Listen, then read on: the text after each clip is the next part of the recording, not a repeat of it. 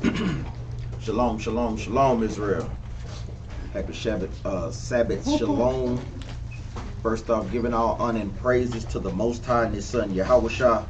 We're Battle Axes of the Most High, coming to you with another Sabbath class. Shalom to brothers and sisters that's watching online. Shalom to brothers and sisters in here. Today's class is Famines of the World, the Spirit of Preparation. Famines of the world, the spirit of preparation. Like we were saying, just talking about it, brothers and sisters seeing the things that's going about on the planet Earth. We're seeing the food shortages. We're seeing all these things transpiring. So we want to make sure that, guess what? We had the spirit to be prepared for these things. Not just on a physical level, but more importantly on a spiritual level. As far as brothers and sisters are fasting regularly, praying, doing these things to, guess what, build up your spirit when these things break forth on a major level. So we want to touch on some things today because, like we said, this been going on throughout time, and these things are gonna, guess what, multiply exceedingly over these next few years or so. But the first precept we're gonna go into is Proverbs 27 and verse 12.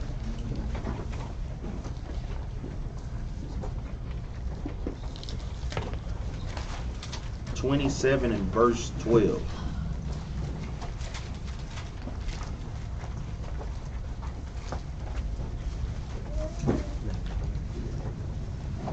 When you get there, read that up. The book of Proverbs, chapter 27, verse 12. A prudent man foreseeth the evil. The scripture says, a prudent man foreseeth the evil. The word prudent, the definition of the word prudent is acting or showing care and thought for the future. And I love that word because it's straight to the point. Like it says, acting with or showing care and thought for the future.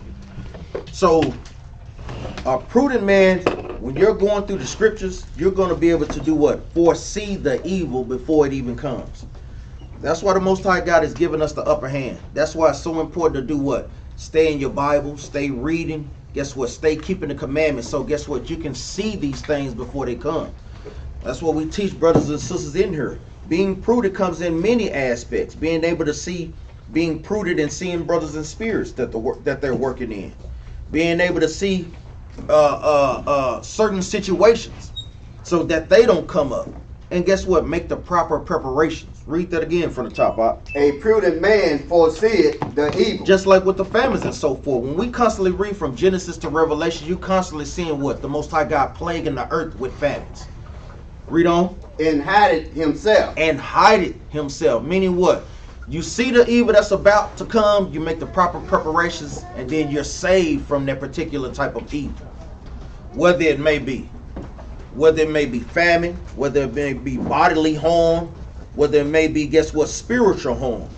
You want to always, guess what, be in the spirit of watching out for these things and constantly guarding your spirit, brothers and sisters. This thing is very important in Israel as, guess what, we get closer and closer to the end. Because we know that Satan is going to be doing what? Working overtime to constantly pull brothers and sisters out of the spirit. Read on up. But the simple pass on and are punished. It says, but the simple pass on, meaning what? The ones that's not making the proper preparations, they're the ones that are going to be left out home. The ones that's not keeping the commandments, they're not going to know what the hell is going on. The ones that's not preparing their spirit, they let anything flex their spirit. This is what this is going into on all bases. Read on up. Read that again from the top. The book of Proverbs, chapter 27, verse 12. A prudent man foreseeth the evil. Read on up. And hide it himself. Read on. Meaning hide it himself from that particular destruction. Read on. But the simple pass on. But the simple, meaning the dumb, meaning the ones that's slack and slothful in this truth, they're going to let that thing pass on. And what? And are punished. And that's how you get punished. Meaning what? Put to death, starve to death, or like we said, let brothers and sisters split your spirit. Give me Sirach chapter 39 and verse 1.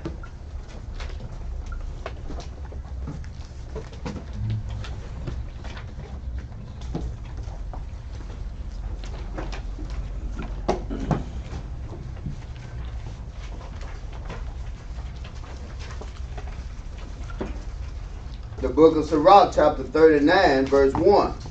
But he that giveth his mind to the law of the Most High, meaning the man, the sister that is keeping the commandments, read on, and is occupied in the meditation thereof, read on up, will seek out the wisdom of all the ancients, and be occupied in prophecy. Like we say, that's the one we always most commonly focus on, that last part. You're occupied in prophecies, meaning what? You know when the Most High God is giving a prophecy, and you can feel it in your spirit when these things are about to go down. He's showing us the signs, he's showing us the wonders, but a lot of times, a lot of our people, they can't comprehend this thing. But when you start to keep the commandments, the Most High God gives you that new spirit, gives you that new eyesight. You look at things in a different point of view. We the Israelites, we see the things that's going on, but our people that's out here don't care about nothing but looking good on Facebook, money, cars, clothes, and you know the other saying. That's all Israel know. We see those things constantly, man, but as we get closer and closer to the end, we got to put those things off, man.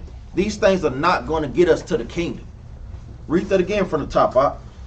The book of Sirach, chapter 39, verse 1. Uh-huh. But he that giveth his mind to the law of the Most High, and is occupied in the meditation thereof. Occupied in the meditation, meaning you're constantly reading over the scriptures. You know, a lot of times brothers and sisters may have read the scriptures from Genesis to Revelations and think that that's enough. Well, no, go back over it and read it 2 times. Go back over it and read it 3 times. You can never read the Bible enough, because like we always say, the Most High God opened up new information that you didn't see that first or second time that you read it. Read on. Will seek out the wisdom of all the ancients. And you will seek out the wisdom, meaning what? You'll see what our father Abraham did during the time of the famine. You'll see what our forefather Joseph did and how he prepared for the famine. You'll see how Christ prepared us for the famine. We're going to go through those things periodically to show you how this happened during damn near every captivity. And it's going to get worse and worse. So read on up. And be occupied in prophecy. Uh-huh. He will keep the sayings of the renowned men, and where satires, parables are, he will be there also. Give me 1 Peter 4 and 7.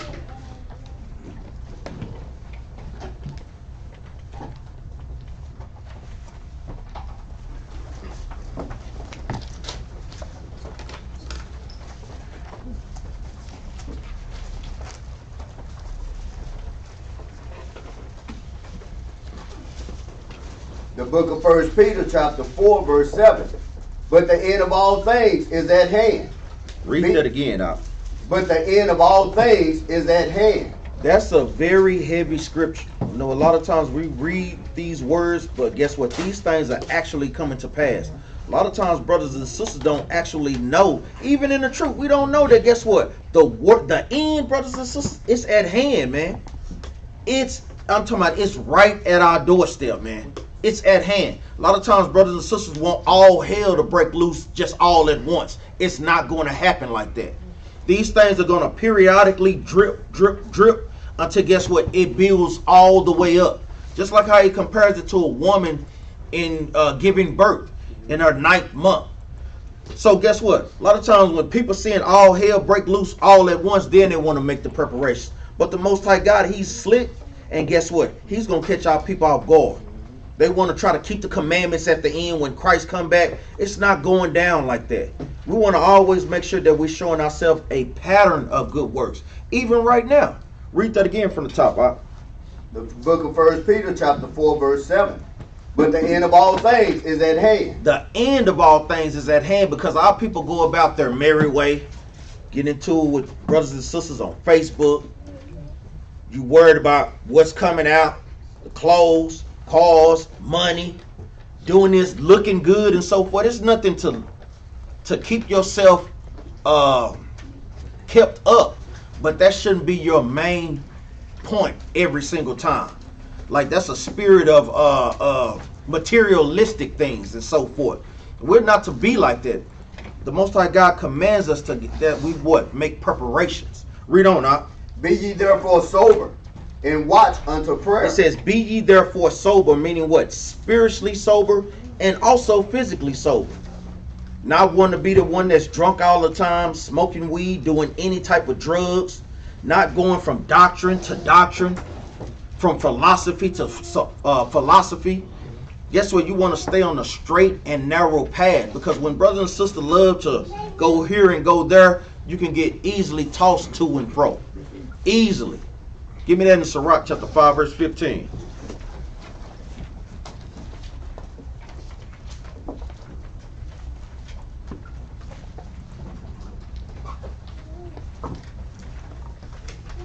The book of Sirach chapter 5 verse 15.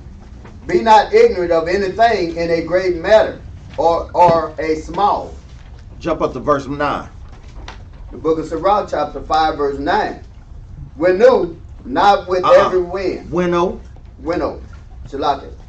The book of Sirach chapter 5 verse 9. Winnow, not with every wind. It says winnow, not with every wind. Meaning what? Don't go from doctrine to doctrine. You want to make sure that you stand on a straight path, especially if brothers and sisters don't have spiritual discernment. That's one thing that we constantly tell brothers and sisters. But like we say, a lot of times when we bring these classes out, a lot of times brothers and sisters don't apply these things. You have to make sure that you apply what you're learning in class. Because why else would you learn those things? Why else come to class if you're not actually going to apply them to your everyday life? And the Most High God has a way of, guess what, putting the obstacles in your path to see if you're going to apply what you done learned that week. Apply what you done learned those weeks ago. Read that again from the top up. Winnow not in every wind, and go not into every way. Don't go into every way. Because a lot of times Esau has made our people into a materialistic society. So we think just because we got a lot of stuff, which don't mean a damn thing, that, guess what, it makes us equal to Esau. But like we say, we want to get the things that prepare us for the future, that prepare us for what? For these famines that's going to take place. Like non-perishable items. You know, like we say, we got a pantry. Brothers and sisters that falling on hard times can come here. You want to make sure that you're also fasting, going without what?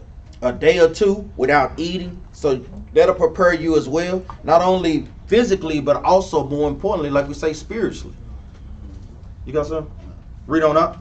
For so doth the sinner that had a double tongue. And so doth the sinner have a double tongue, meaning what? They're going from here, they're going from there. Anything that fits their agenda, they'll run with it. Like we say, you don't want to be those brothers and sisters that have itching ears in the truth and not foreseeing the evil that those things may bring. Give me Deuteronomy 28 and verse 24. Because like we said, these things go back even from the beginning of time with famines and so forth. This is a part of the curses.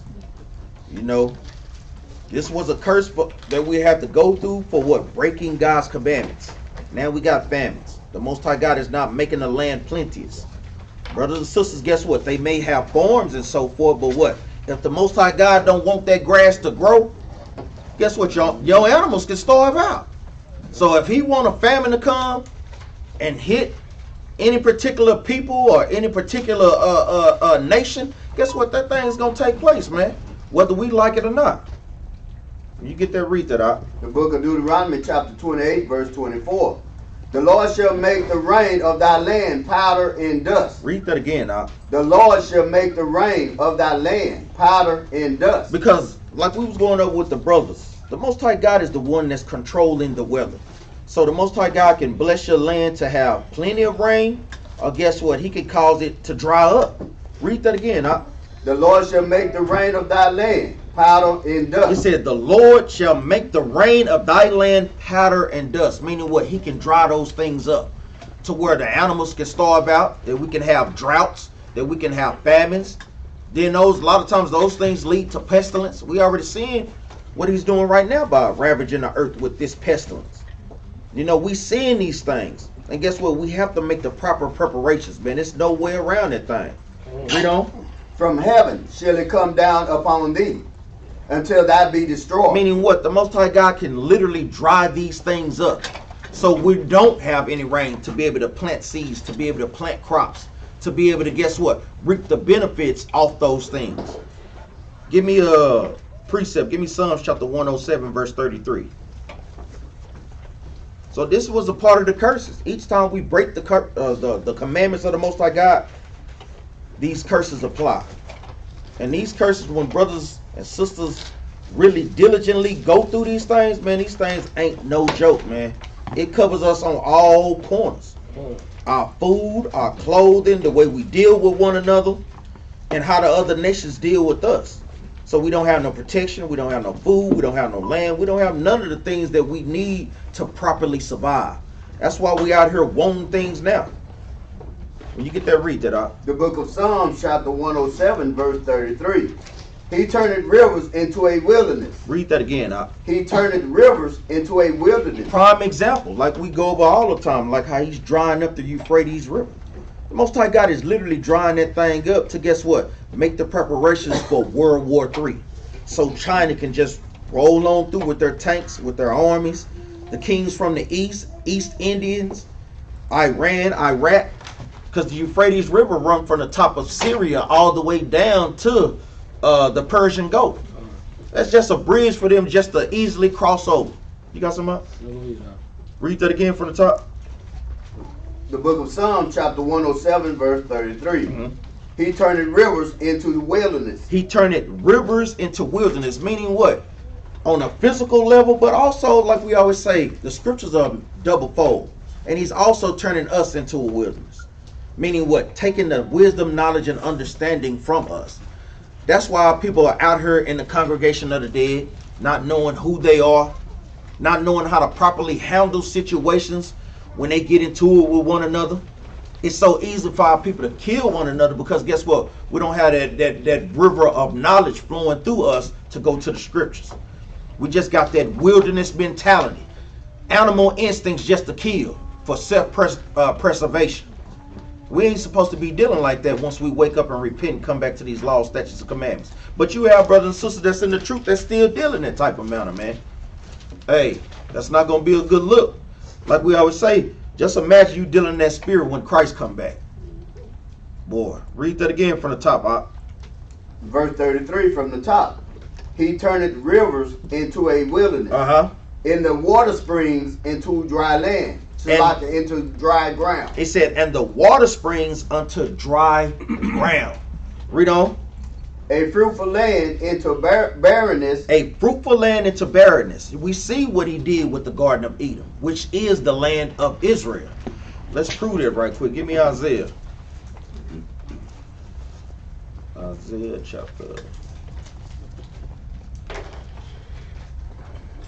chapter 51 and verse 3. The book of Isaiah chapter 51 verse 3. For the Lord shall comfort Zion. Zion is Israel. Read on. He will comfort all her waste places. Because this is a future prophecy. Remember during the time of Isaiah, he was going through the Assyrian captivity. They wasted our land as well, mainly going into the captivity of the northern tribe. Read on. And he will make her wilderness like Eden. Like who? Like Eden. And he will make our wilderness like Eden, meaning what? A fruitful and bountiful place. Because right now, when you look at the land of Israel right now, you see nothing but desolation and desert. Dust everywhere. Like brothers always bring out, they got to import most of the things that they want from other lands. Soil, food. You see all these things being destroyed over there. You got some up? Go ahead, Read on.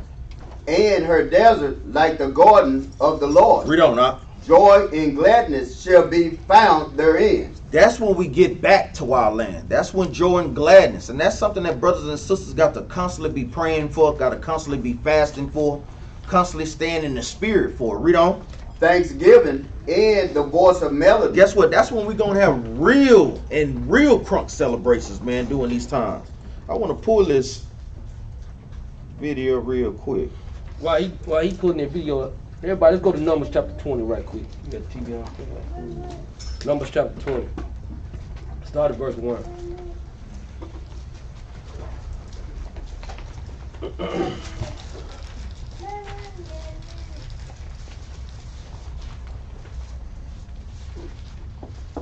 Get there, read it out. The book of Numbers, chapter 20, verse 1. Then came the children of Israel, even the whole congregation. He said, even the whole congregation, read. Into the desert of Zin in the first month. Read. And the people abode in Kadesh, in Marim. Died there. They died there. Some of them died there, read. It was buried there. Read. And there was no water for the congregation. So he said, and there was no water for the congregation. This is going into a little, but it's also going into a spiritual too. Read. And they gathered themselves together against Moses and against Aaron. Now this is how people thinking on we going on the spiritual side of things. This is a physical, but we're going on the spiritual side of things. Especially like when brothers and sisters, you know, when you're supposed to be, we all supposed to be in this truth, but we all supposed to be having our mindset on a goal. What goal do we should have our mindset on? The Most High God. So when we making decisions in our truth, in this truth, when we going by our day to day, all our goals supposed to be set on the Most High God. And when we not doing that, it leaves a dry place into your decision. It leaves a dry place into our thoughts. It leaves a dry place into let Satan creep in unawares. Matter of fact, let's go get a precept to that. Go to Psalm chapter 63 and verse 1. Because this right here going into the, like I say, go one into the same. When we getting ourselves right for the Most High God, and we keeping ourselves on the path for the Most High God, all our decisions gonna be what? Gonna be paved with what? Living water, to make sure that we'll be on the right path. When you get there, read it out. The book of Psalms, chapter 63, verse 1. O God, thou art my God. Read. Early will I seek thee. He said, read that again. Early will I seek thee. He said, early will I seek thee. Read. My soul thirsted for thee. He said, my soul thirsted for thee. This is going to the same thing that the children of Israel, their soul was thirsting for the Most High. Read. My flesh longeth for thee in a dry and thirsty land. He said, my soul longeth for me in a dry and thirsty land. The same thing that the children of Israel, they started doing back then. They was longing for the Most High God, but when your mind is occupied, like I was bringing out, occupied on scriptures, occupied on building with the Most High, guess what? That thirst will be quenched with the Most High. Because guess what? This Bible is living water. Read on. Where no water is. He said, where no water is. So where no water is, guess what? That dry and that thirst for the Most High gonna always be there. That thirst for to get understanding gonna always be there. That thirst for wanting to get the what you call it? For wanting to get more out of the Most High, you gonna always want that thirst. But nobody can ever feel quenched in the Most High if you keep on leaning to your own understanding or keep on going by your own day to day going in and not seeking the Most High. These are the things that the Most High required us to do. Same thing our forefathers did in Numbers chapter 20, the same way to how we deal right now. Thirsting for the Most High. Go ahead, get the video. Oh, yeah. Hey, we want brothers just check this out real quick, because we see it. I know brothers and sisters been seeing these things.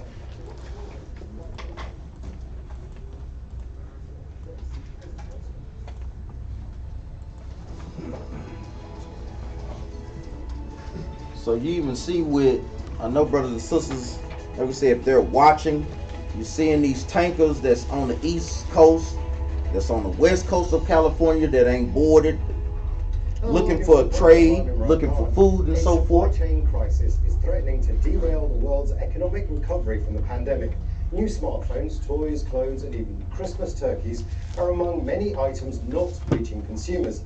Analysts are blaming what they call a perfect storm of problems. Hey, they can keep them damn turkeys here, especially for Thanksgiving. Dozens of cargo ships are stuck off the coast of Southern California in the US.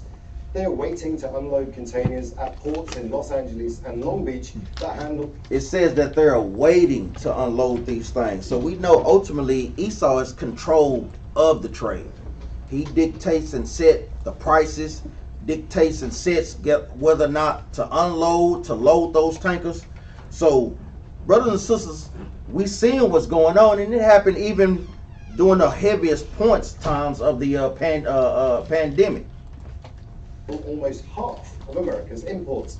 That backlog is pushing up prices.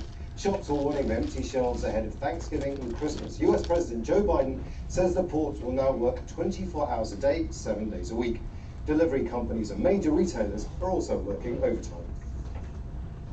This is across the board commitment to going to 24/7. You never know what Biden goes So he a devil, man. He got an eyebrows on lips. And goods through our supply chain. Now we need the rest of the private sector chain to step up as well. Our goal is not only to get through this immediate bottleneck, but to address the long-standing weaknesses in our transportation supply chain that this pandemic has exposed. The problem was the main focus of a meeting of G7 finance ministers in Washington on Wednesday. Britain's Rishi Sunak said they agreed. So we know, we see, even when we look at this, we don't never see our people on these boards. So we know damn well that they do not have our best interests at heart. You mainly see who? Esau, see Moab there, the main two corporates of this thing, because America does much trade with China. You know that they over there selling things for dirt cheap. There's gonna come a time where, guess what? You see the prices start to skyrocket, and that throws everything out of whack. The UK's supply problems are compounded by Brexit and a shortage of truck drivers. Cargo ships have been diverted from Britain's biggest port. Container terminals in Europe are at full capacity as well. So even like how he said, with a shortage of truck drivers, we seen that the catalyst for that is the pandemic. So we seeing how, guess what, all these things unfold to how we get to the basically the famines and so forth. Go ahead. And you know what? And we be trying to think how like in America, like we the only country that go through that. I was just thinking about America and how short they are on truck drivers. They just said the same thing in Great Britain, going through the same old thing, man. All around the world, same old song, man. That's right. Go ahead. And like we say, a lot of times, brothers and sisters, we may watch CNN, but a lot of times, hey, to kind of get a good understanding around the world news, it's a good thing to watch Al Jazeera, because a lot of times they not watering stuff down like how CNN do, the Caucasian News Network. So we know they ain't watering things down. Go ahead, Maccabees. No, go ahead. No, I was just agreeing. Oh. We see this issue actually in all major European ports, but also ports across the world, in the US, in China. There are disruptions because due to the pandemic, China, which is basically the factory of the world. Boy, did you hear that? China is the factory of the world. So you could just imagine and see the underliners and how the stage is set for World War III. You see China, hey, we don't want to trade no more. Really overtake America in the trade industry. Then now they got the upper hand. They got the power. Now how you can see how that conflict is starting to boil over. Go ahead, Jerubbaal. That's why we have that. What's that in some Moab? It's Edom washpot. That's why they get all this stuff from them, man. They ship out everything. They want anything Chinese, China make it real cheap. Guess what? And guess what America do? They get this same thing. And guess what? Jordan, they make Jordan $5. They come and sell it for $200, $300, $400. Yep. Give me Job chapter 12 and verse 15. Yeah, and you can tell it's become a thing when I remember I told you about that when they made truck driving that thing when you get out of penitentiary. A lot of the prisoners here, be a truck driver. And I remember, like I said, truck driver used to get paid arm and leg back when I was growing up. Now they just a regular average pay, just barely making it now. But you can tell when they doing that, that's letting you know they on the shortage of those things, man. When you get there, read that out. The book of Job, chapter 12, verse 15. Behold, he withholdeth the waters. Read that again, out. Behold, he withholdeth the waters. To stop it what? From raining? Read on out. And they dry up. Also he sendeth them out, and they overturn the earth. So the Most High God can send rain out to cause the flood like how he did during the time of Noah, or he can dry those things up and cause famine like during the time of Genesis, like how we finna go to next. Give me Genesis chapter 41. Genesis 41 and verse 1. Because this is going into what? During the time of Joseph. Like we say, the Most High God always have had famines on the planet Earth. Even before Joseph, who was in a famine? Abraham. It was a famine that covered the earth for 7 years. And you constantly see that. A number of completion. The Most High God doing it in 7 years' time. Read this. The book of Genesis, chapter 1, verse 1. And it came to pass at the end of 2 full years that Pharaoh dreamed, and behold, he stood by the river. And behold, there came up out of the river. 41:1, right? Genesis 41:1, right? Yeah, Genesis 41:1. No, Genesis 41:1. Oh, I'm at 41:1. Read that out. Did I say 1:1? Oh, my bad. I thought I said 41:1. My bad, y'all. Yeah, The book of Genesis, chapter 41, verse 1. And it came to pass at the end of 2 full years that Pharaoh dreamed. That what? That Pharaoh dreamed. Read on out. And behold, he stood by the river. So the Most High God did what? Put a dream on Pharaoh. Give me Job what? 33 and verse 14. So we know even when we have these dreams, the Most High God is sending us these things, man. Now a lot of times, hey, we don't know the interpretation of them, but yet he still sends them.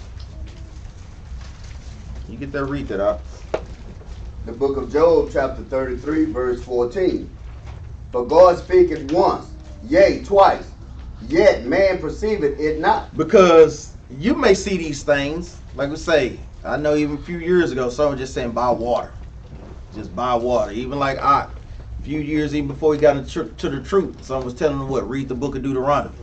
You know, a lot of times, sometimes the dream can be simple, but you don't look too much into it. You know what I'm saying? But you also go with what? The signs of the times as well.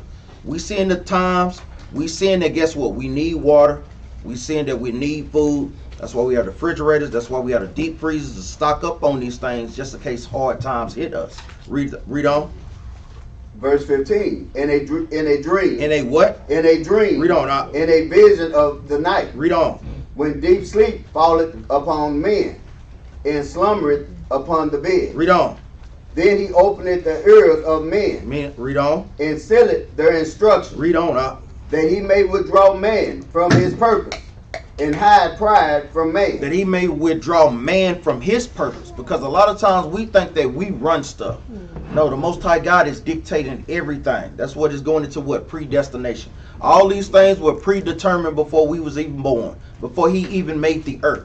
So we're nothing but what? Just vessels or just characters in this storyline. Acting out our parts. That's all that we are. Let's go back. Genesis chapter 41 and verse 1 again from the top.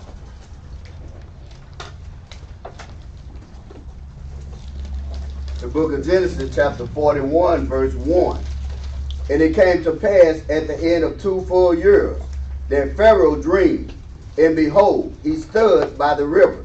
Read on. And behold, there came up out of the river 7 well-favored kine, a fat flesh, and they fed in a meadow. It says, and behold, there came up out of the river 7 well-favored kine and fat flesh. Meaning what? These were 7 animals that guess what? Were eating good. Well healthy. Read on up. And behold, 7 other kind came up after them. And out 7 of the river. other kind came up after that. Read on. Out of the river. Ill-favored and lean flesh. Ill-favored and lean flesh, meaning what? You can see the bones poking out. They wasn't eating as good as the first 7. So this was a dream that the Most High God sent Pharaoh. And we all know the interpretation of it. We know that 7 years of good plenteousness and then 7 years of famine, basically. Read on. And stood by the other kind upon the brink of the river. And the ill-favored and the lean flesh kind did eat up the 7 well-favored and fat kind. So the drought, the famine was so heavy that not only was they around, but it also ate up the well-favored. Meaning what? The 7 years that they tried to save, it still would have been hard if they didn't save. Those 7 worst years they could have ate up. So you want to also kind of keep these things in mind as well as we try to prepare for these things. Read on. So Pharaoh awoke, and he slept and dreamed the 2nd time. And behold, 7 ears of corn came up upon one stalk. Going back to what? Job. Seal it their understanding. And seal it their dream upon him. It came to him twice. Read on. Rank and good. And behold, 7 thin ears, and blessed it with the east wind sprung up after them. Uh-huh. And the 7 thin ears devoured the 7 ranks in full ears. So it's going into 7 years of not having much meat, and then 7 years of not having much corn. Jump down to verse 8. Verse 8. And it came to pass in the morning that his spirit was troubled, and he sent and called for all the magicians of Egypt and all the wise men thereof. Even like how they doing today. You don't think Esau have they prognosticators, their magicians, their sorcerers? Hey, what do you think the Israelites going to do? What do you think is going to happen next? What do you think the world is going to be?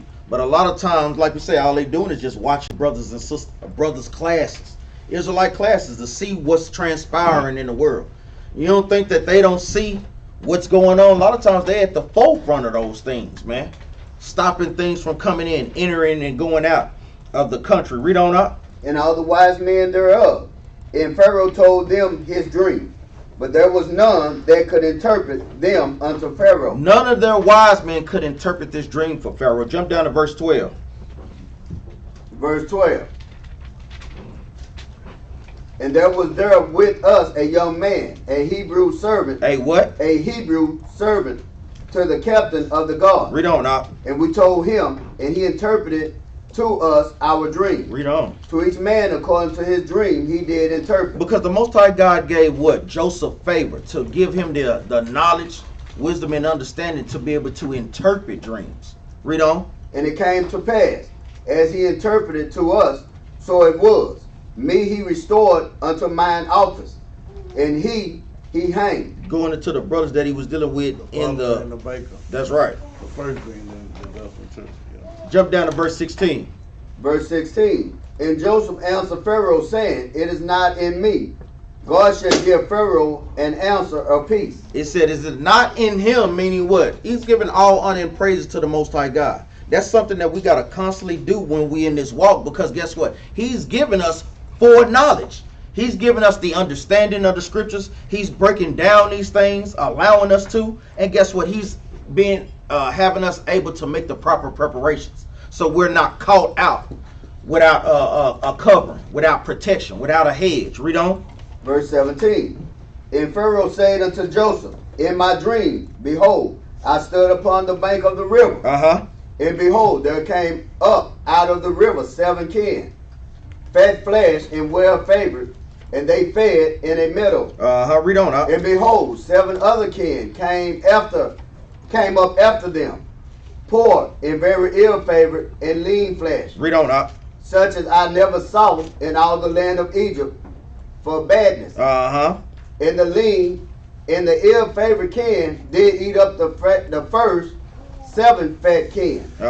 And when they had eaten them up, it came not be known it could not be known that they had eaten them, but they were still ill favored as at the beginning. So I awoke. Read on up. And I saw in my dream, and behold, 7 ears came up in one stalk, full and good. Read on up. And behold, 7 ears withered thin, and blasted with the east wind sprung up after them. And the thin ears devoured the 7 good ears. Jump down to verse 25. Verse 25. And Joseph said unto Pharaoh, The dream of Pharaoh is one. God has showed Pharaoh what he is about to do. Just like many times we see throughout the scriptures when we read, the Most High God is bringing what? Famines, pestilence. We see these things constantly throughout the scriptures. Let's get that right quick. Hold your precept. Give me Luke chapter 21 and verse 11 real quick.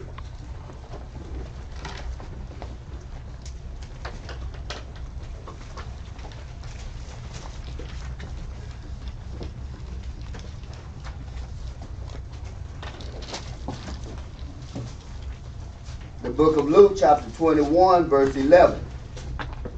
And great earthquakes shall be in diverse places.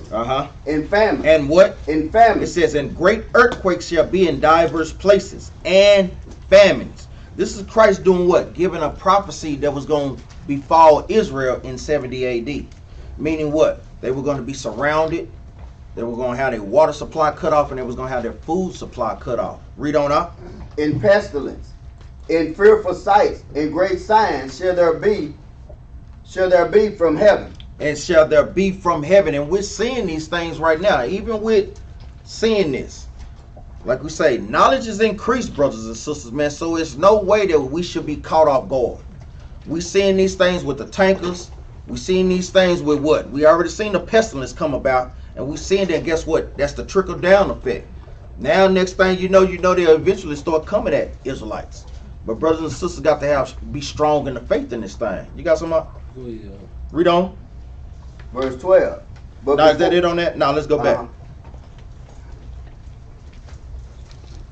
Genesis chapter 41 and verse 26. Yeah. Genesis chapter 41, verse 26. The 7 good kin are 7 years, and the 7 good ears are 7 years. The dream is one. And the 7 thin and ill-favored kin that came up after them are 7 years. And the 7 empty ears blasted with the east wind shall be 7 years of famine. Shall be what? 7 years of famine. So guess what? He told and gave the interpretation to the Pharaoh. Read on up.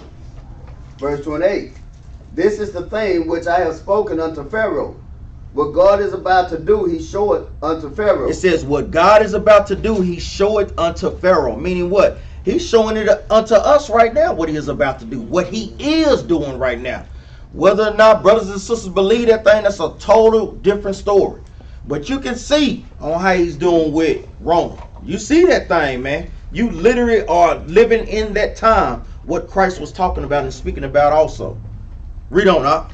Verse 29.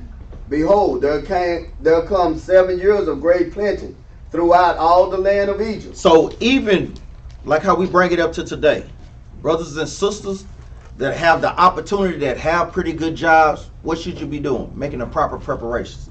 It's not the time to just go out and be spending them up, just buying all type of stuff. No, use that money to, guess what? Prepare for what's going to come to pass. Constantly, man. You want to stay in that mind spirit. You want to ask the Most High God to keep you in that type of spirit, man. So guess what? You don't squander that money out. You don't squander that opportunity out. Read on up. Verse 30. And there shall arise after them 7 years of famine, and all the plenty shall be forgotten in the land of Egypt. Jump down to verse 34. Verse 34. Let Pharaoh do this, and let him appoint officers over the land, and take up the 5th part of the land of Egypt in the 7 plenteous years. So guess what? Joseph gave him an idea. Well, won't you save up portions of the good year? Have them stored for when what? For when the 7 of bad years come. And that's things that brothers and sisters got to be thinking about now. Go ahead, Up. I was just thinking the Most High is dealing with Pharaoh in this point in time. I'm like, well, he's with the other nation, but that goes to show you that the Lord deals how he want to deal. Proverbs 21:1. That the king's heart is all the kings are right. The Lord, and he do it with us whoever he do it. Also, it was for the Most High to, guess what, get Joseph to be a ruler over Egypt, getting back what? The land, man, because this is what, by Joseph doing this, Pharaoh looked onto Joseph, made him a ruler over the whole land of Egypt, man. And also on another foresight on how it's going, just like I said, he made him not just give him the rule of the land, but he also helped his kinsmen out, man. Mm-hmm. It was set up just to help his nation, man. That's right. It wasn't, he was using, he used them, but he used them to help save the nation. That's right. You know, he take the evil out of things, and he flips around and shows you how you get the good out of it. Scripture, what does that? Lord, make your enemies be at peace with you. That's right. That's what it was at this point, man. Go ahead. Read, jump down to verse 35. Read 35. Verse 35. And let them gather all the food of those good years that come, and lay up corn under the hand of Pharaoh, and let them keep food in the cities. Because we know that's one thing that we stress in here. You want to make sure that you have order, because you see when it's shortages. You see how people do. We panic, we riot, everything is chaotic, everything is out of order. You see people lose their lives. That's why it's very important that, guess what, we all be on one accord, that brothers and sisters alike be in order. So if these things do happen, we know, all praise to the Most High God, We'll put forth some contingency plan. Come to the building. Making sure that, guess what, we're fasting. Being able to, guess what, be in order to give out food as who need that thing. Not being greedy. Oh, brother, I need 2 of these, man. Hey, you got to watch yourself on those things. You know, that's why it's very, very important. Sometimes, hey, like we said, we ain't been starving. You know, it's nothing wrong with fasting. These things keep brothers and sisters in the spirit, not only physically, but also spiritually, to go a day or 2 without eating. Just in case these things do hit hard. Guess what? You prepared for it. Read on up. Verse 36. Uh-huh. And that food shall be for store to the land against 7 years of famine. Read that again, huh? And that food shall be for store to the land against the 7 years of famine, Uh-huh. which shall be in the land of Egypt, that the land perish not through the famine. That the land perish not through the famine. Because, like we say, you want to make sure you're taking the proper preparations. This thing is very, very heavy. Let's go back to Luke chapter 21.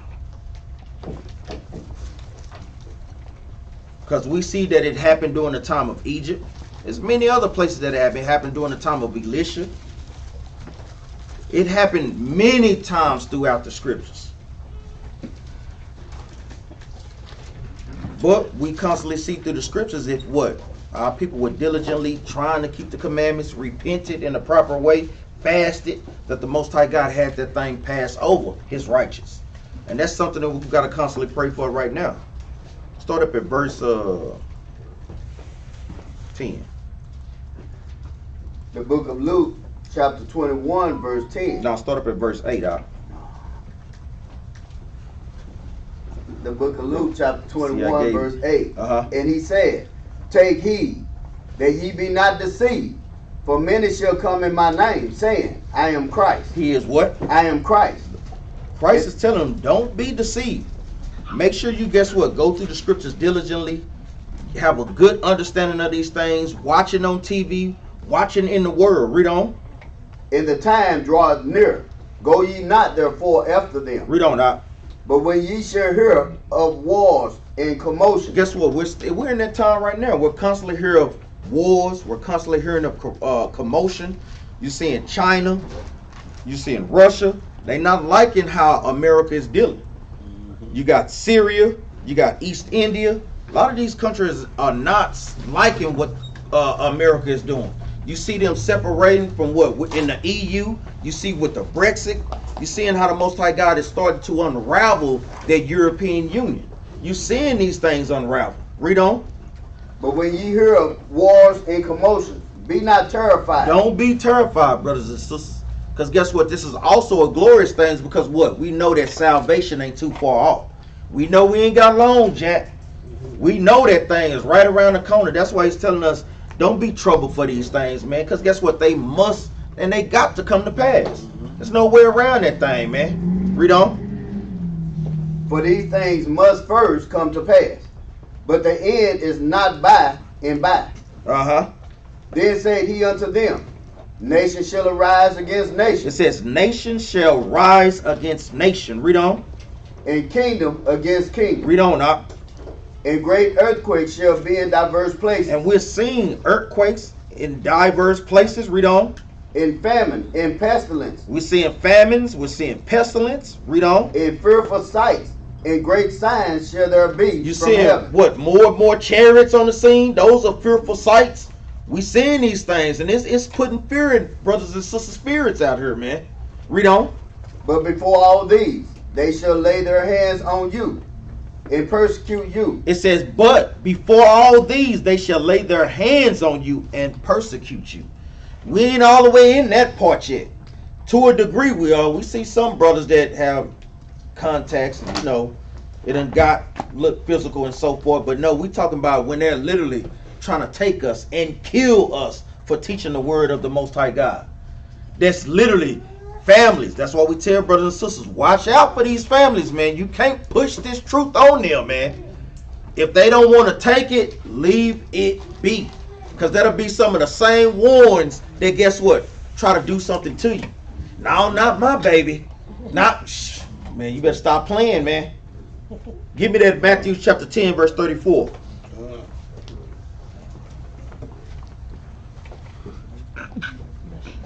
Because a lot of times, like I said, it's so many people thinking that this is your baby. No, this is the Most High God's baby. That's right. And whatever He chooses to do with it, you can't do nothing about it. You can't do nothing about it, man. That's right. You get there, read that out. The book of Matthew, chapter 10, verse 34. Uh-huh. Think not that I come not, Shalaka. Think not that I am come to send peace on earth. Christ is saying, don't even put it in your head to think that I'm coming to bring peace. Candy canes and flowers, so we can all hold hands and sing Kumbaya. Read on. I came not to send peace, but a sword. Christ is coming to judge and make war.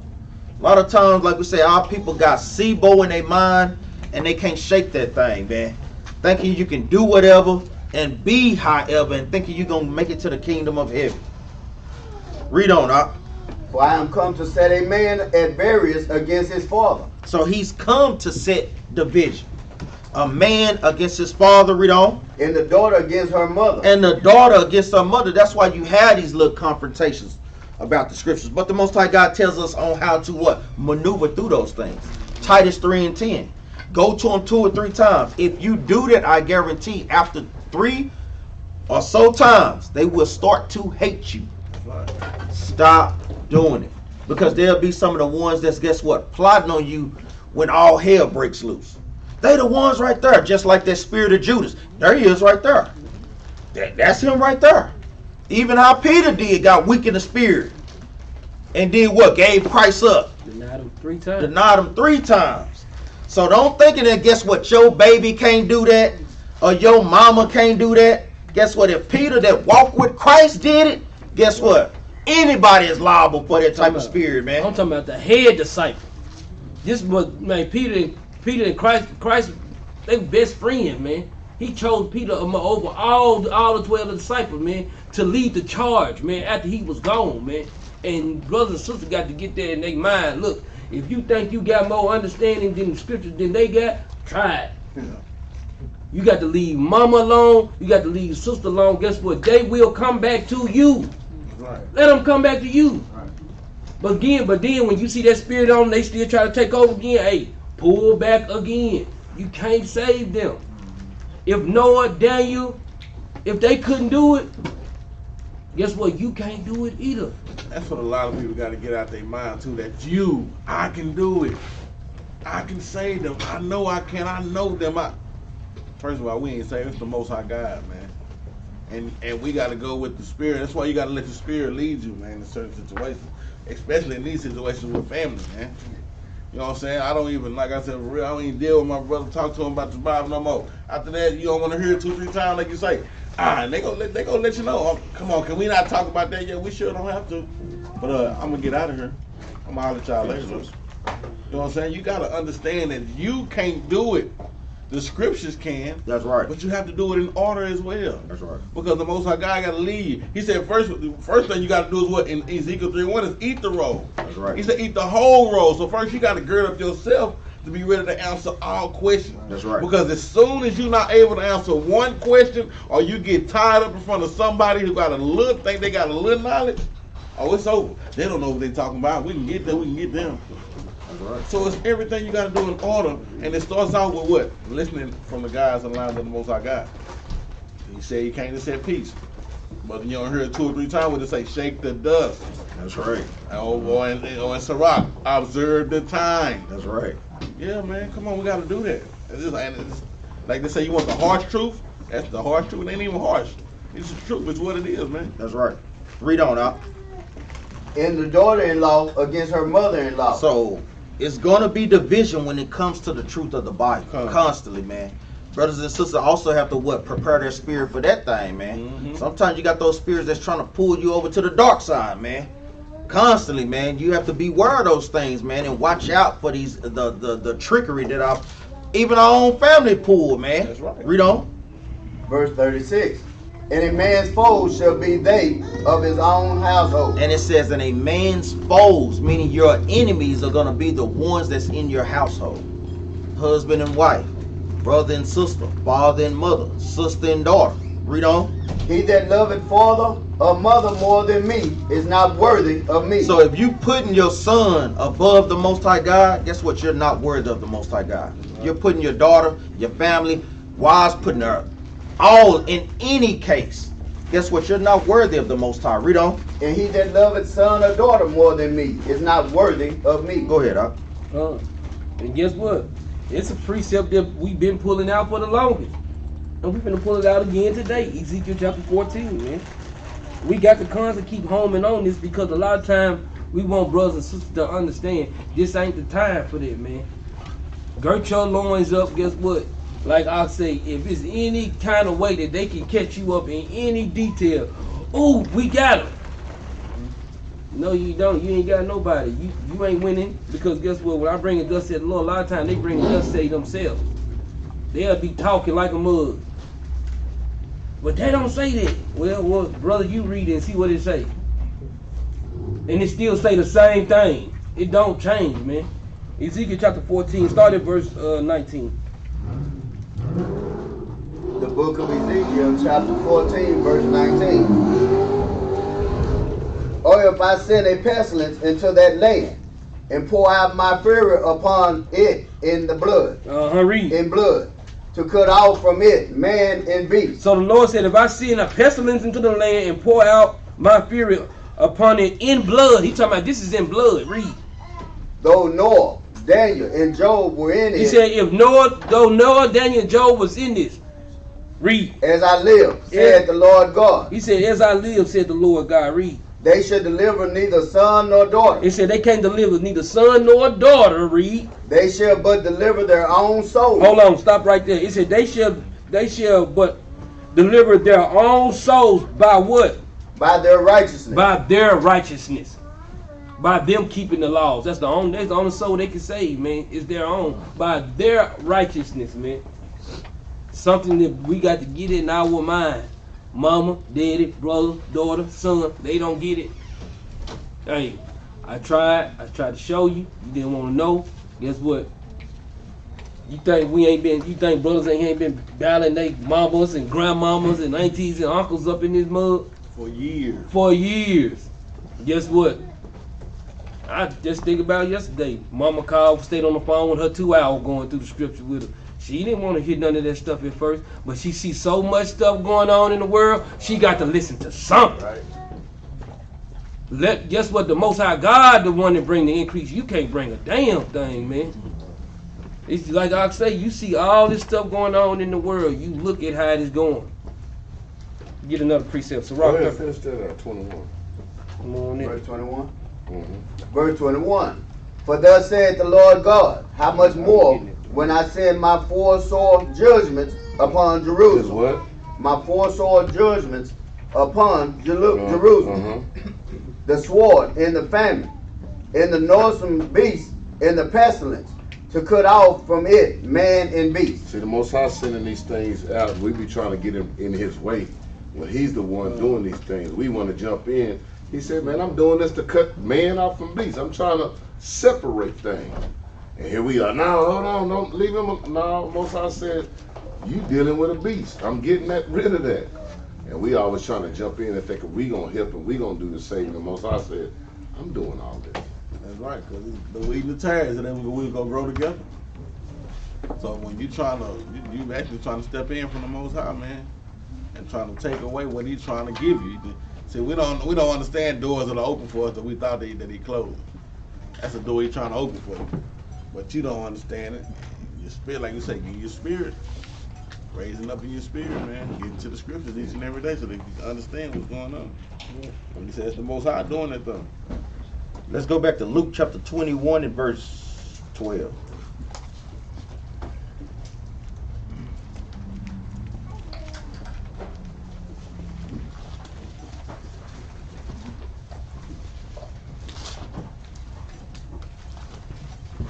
The book of Luke chapter 21 verse 12. But before all these, they shall lay their hands on you and shall prosecute you. And persecute you. They gonna be trying to do that too, though. Read on right now. Delivering you up to the synagogue into prison. And we see that constantly. We're seeing that they're constantly trying to lock us up. Going to be even more locked up Israelites for this truth. But guess what? Like I always said, we're going to be teaching the truth up in the prisons, man. That's why it's very, very important that brothers and sisters read these things, man. Read these things, constantly go over these scriptures, because you never know. You may have to work without your scriptures, man. Just be going on things that you remember. And just being able to teach these things to brothers, man. Just in case this situation may fall upon you. Read on. Hold on a second. It says, deliver you up to the synagogue. They're going to be bringing this to these wicked pastors right there we got out here now. See what they doing? They trying to tell y'all people they're going to use those pastors to bring this up, the doctrine we have, up to the pastors. So the pastors can go to church and have sermons on us and going off. And go ahead. Being brought before kings and rulers for my name's sake. And we're going to be brought before kings and rulers, the president. Y'all better be prepared. Some of y'all, get your education right with this Bible, man. Because you finna come to some educated folks who thinking that they got the world. They got the world in their hand. So we got to be prepared for this famine that's going to come. Go ahead, Jump down to verse 16. 16? Yeah.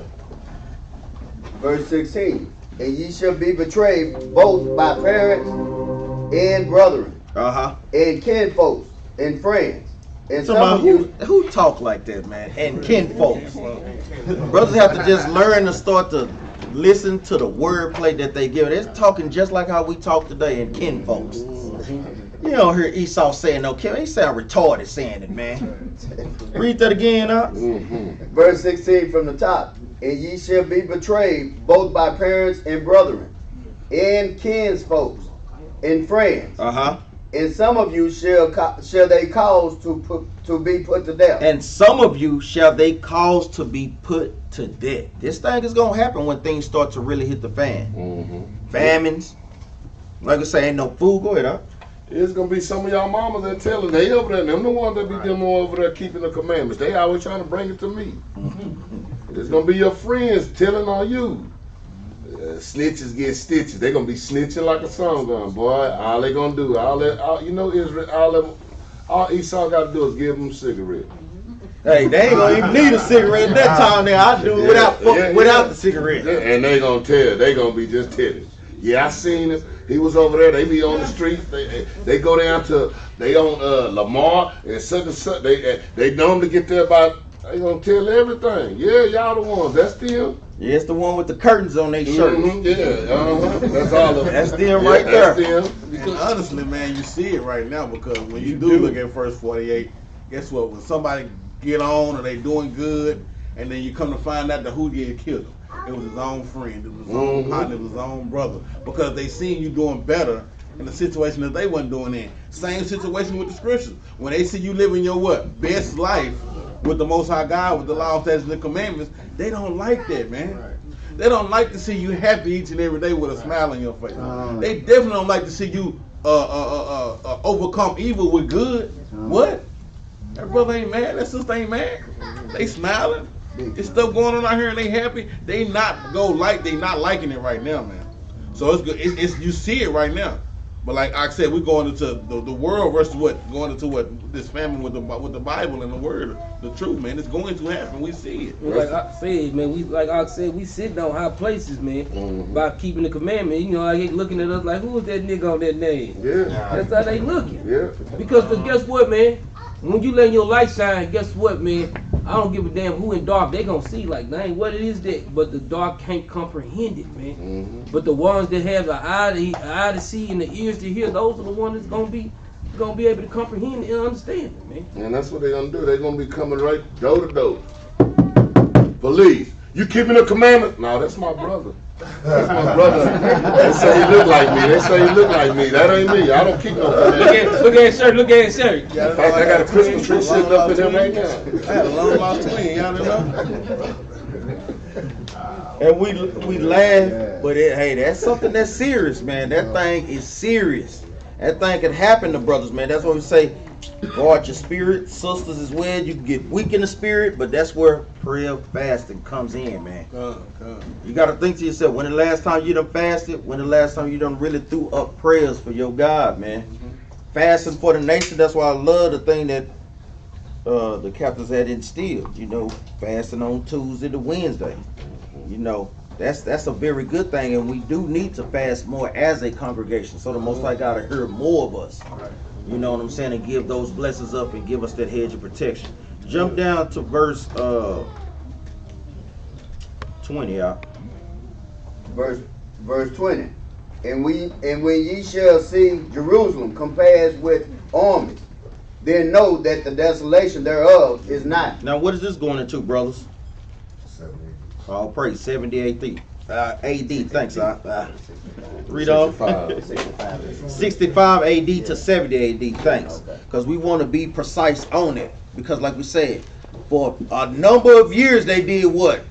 Circled us, cut up our food supply, cut up our water supply, so we what? Starved out, basically. Seized us. That's right. And what was this part of what? Why did they get brought up on them? Everybody should know this. Part of the curses, man. That's right. Deuteronomy chapter 28, verse 52. Matter of fact, get it right quick. Come on, baby. Same thing, brother. Should be having that locked in.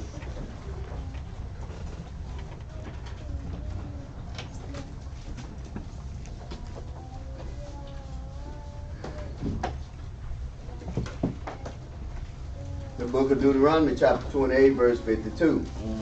And he shall besiege thee in all thy gates until thy high and fenced walls come down, wherein thou trustest throughout all thy land. And he shall besiege thee in all thy gates throughout all thy land, which the Lord thy God hath given thee. So the Lord's gonna besiege us. Guess what? Like they got overtaken in 70 AD. Just like every time, the Lord have always said, well, every time He come forward, guess what? He gonna besiege us.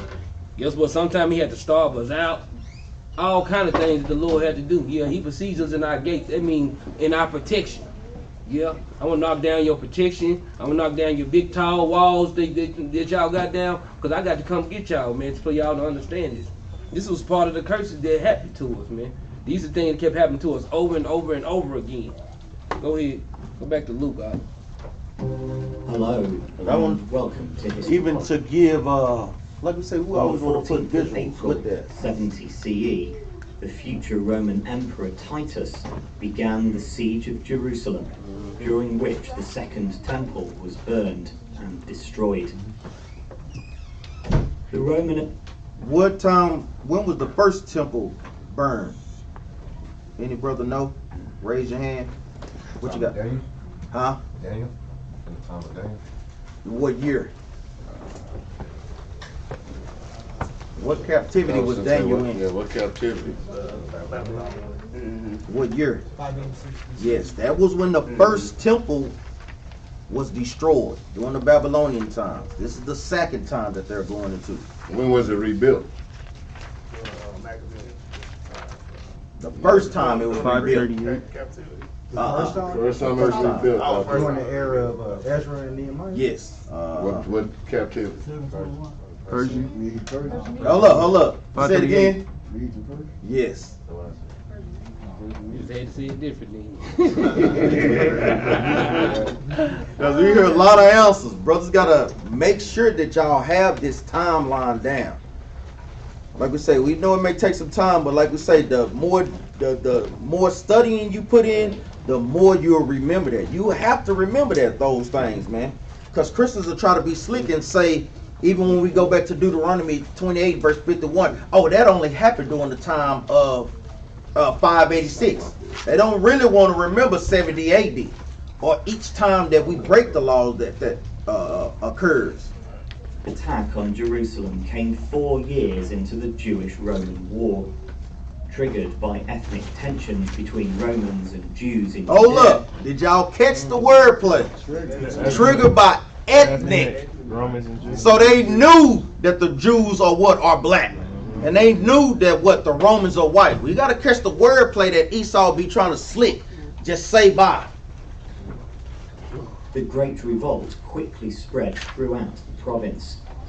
Emperor Nero sent 4 legions approximately 80,000 soldiers under the command of his trusted general Vespasian and his son Titus to crush the uprising. So even when you going into invasion was recalled to the Rome. Caesars of Rome, going into Nero was wicked as hell. He even they hated our guts. Man, we know, like we say, that they are the Edomites that the Bible speaks of. He even devised a plan to, guess what, say that we burned down the Colosseum and plotted that against us. Don't think that these things are not going to happen today. Like even how they tried to do, what was that, a year ago with that couple that shot up that synagogue. Oh, they had some black Hebrew Israelite flyers in there, so that's make them what they, man, everybody got flyers. That don't necessarily make them, guess what we do, because we constantly teach brothers and sisters what? Be at peace with all men. The scriptures plainly tell you don't kill. So we know it. Did they have some fringes on?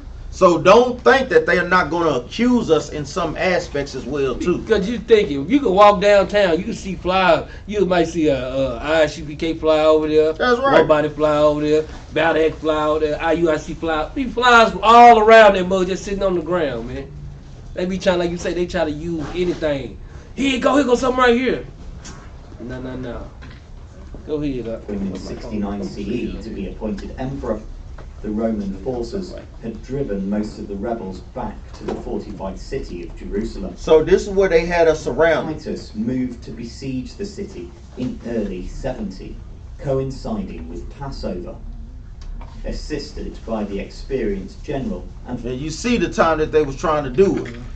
Around that time. former governor And the of date's Judea, kind of Tiberius Julius Alexander, he positioned 3 legions on the western side and a 4th to the east on the Mount of Olives.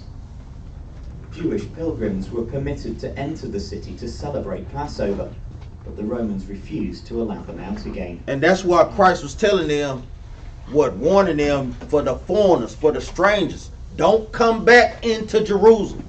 For you people that's in Jerusalem, y'all need to leave. Because guess what? They was going to come and destroy this place. Let's go back and read that in Luke 21 and 20. The book of Luke, chapter 21, verse 20. And when ye shall see Jerusalem compassed with armies, With Titus and Vespasian, Roman armies, read on. then know that the desolation thereof is not. Know that our destruction is near. Read on. Then let them which are in Judea flee to the mountains. Flee to what mountains? What are they supposed to flee to? When we always in trouble, where do we go to?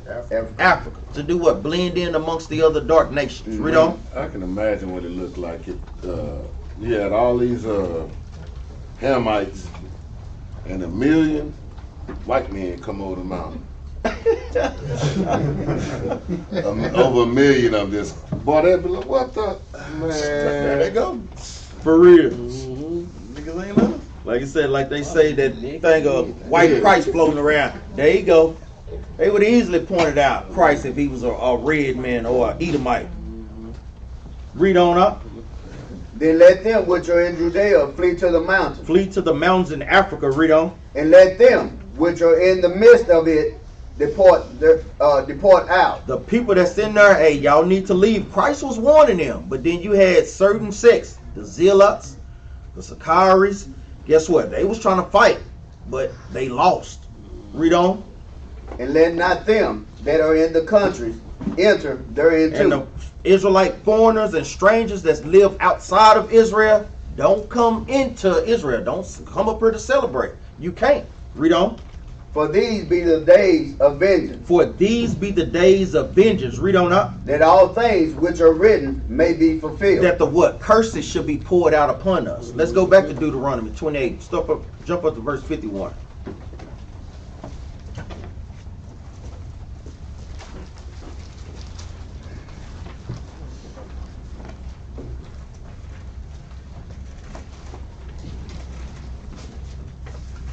The book of Deuteronomy, chapter 28, verse 51.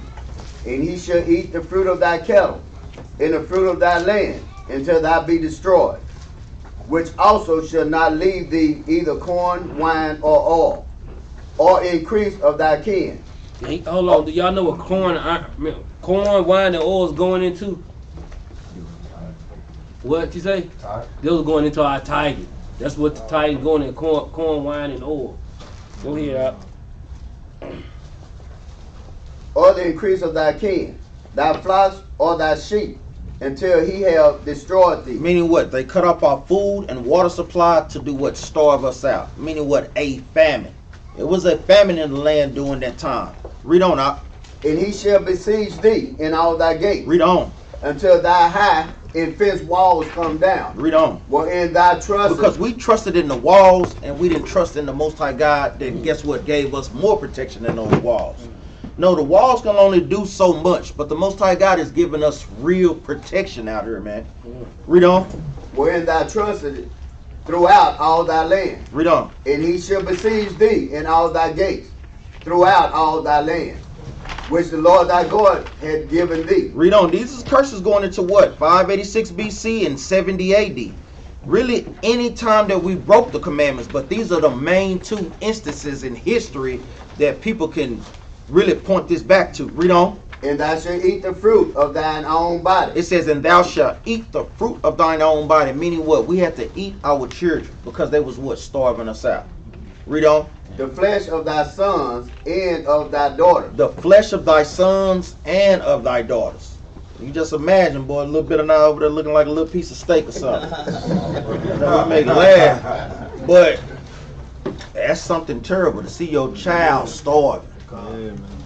You know, that's a terrible day. It's like they put them out their misery. Because that's a terrible way to die, is through starvation. But we got to understand that the Most High God is no joke. He kills little children, man.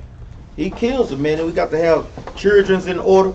Got to have women in order. We got to have sisters in order to be able to make it through these things, man. That's how much it is that we have to be in order and on one accord, man. Because just imagine, that thing do hit hard. And we basically all we got up in here. You got to have brothers on one accord. That's why, guess what? It has to be a leadership set up. Brothers can't be going against leadership. Sisters can't be going against leadership. Whatever brothers counsel amongst each other, that's what has to go forward. No, man, she got more portion than me. I ain't got no kids, but I don't care. Like, come on. We want to use common sense during a time of distress. Right.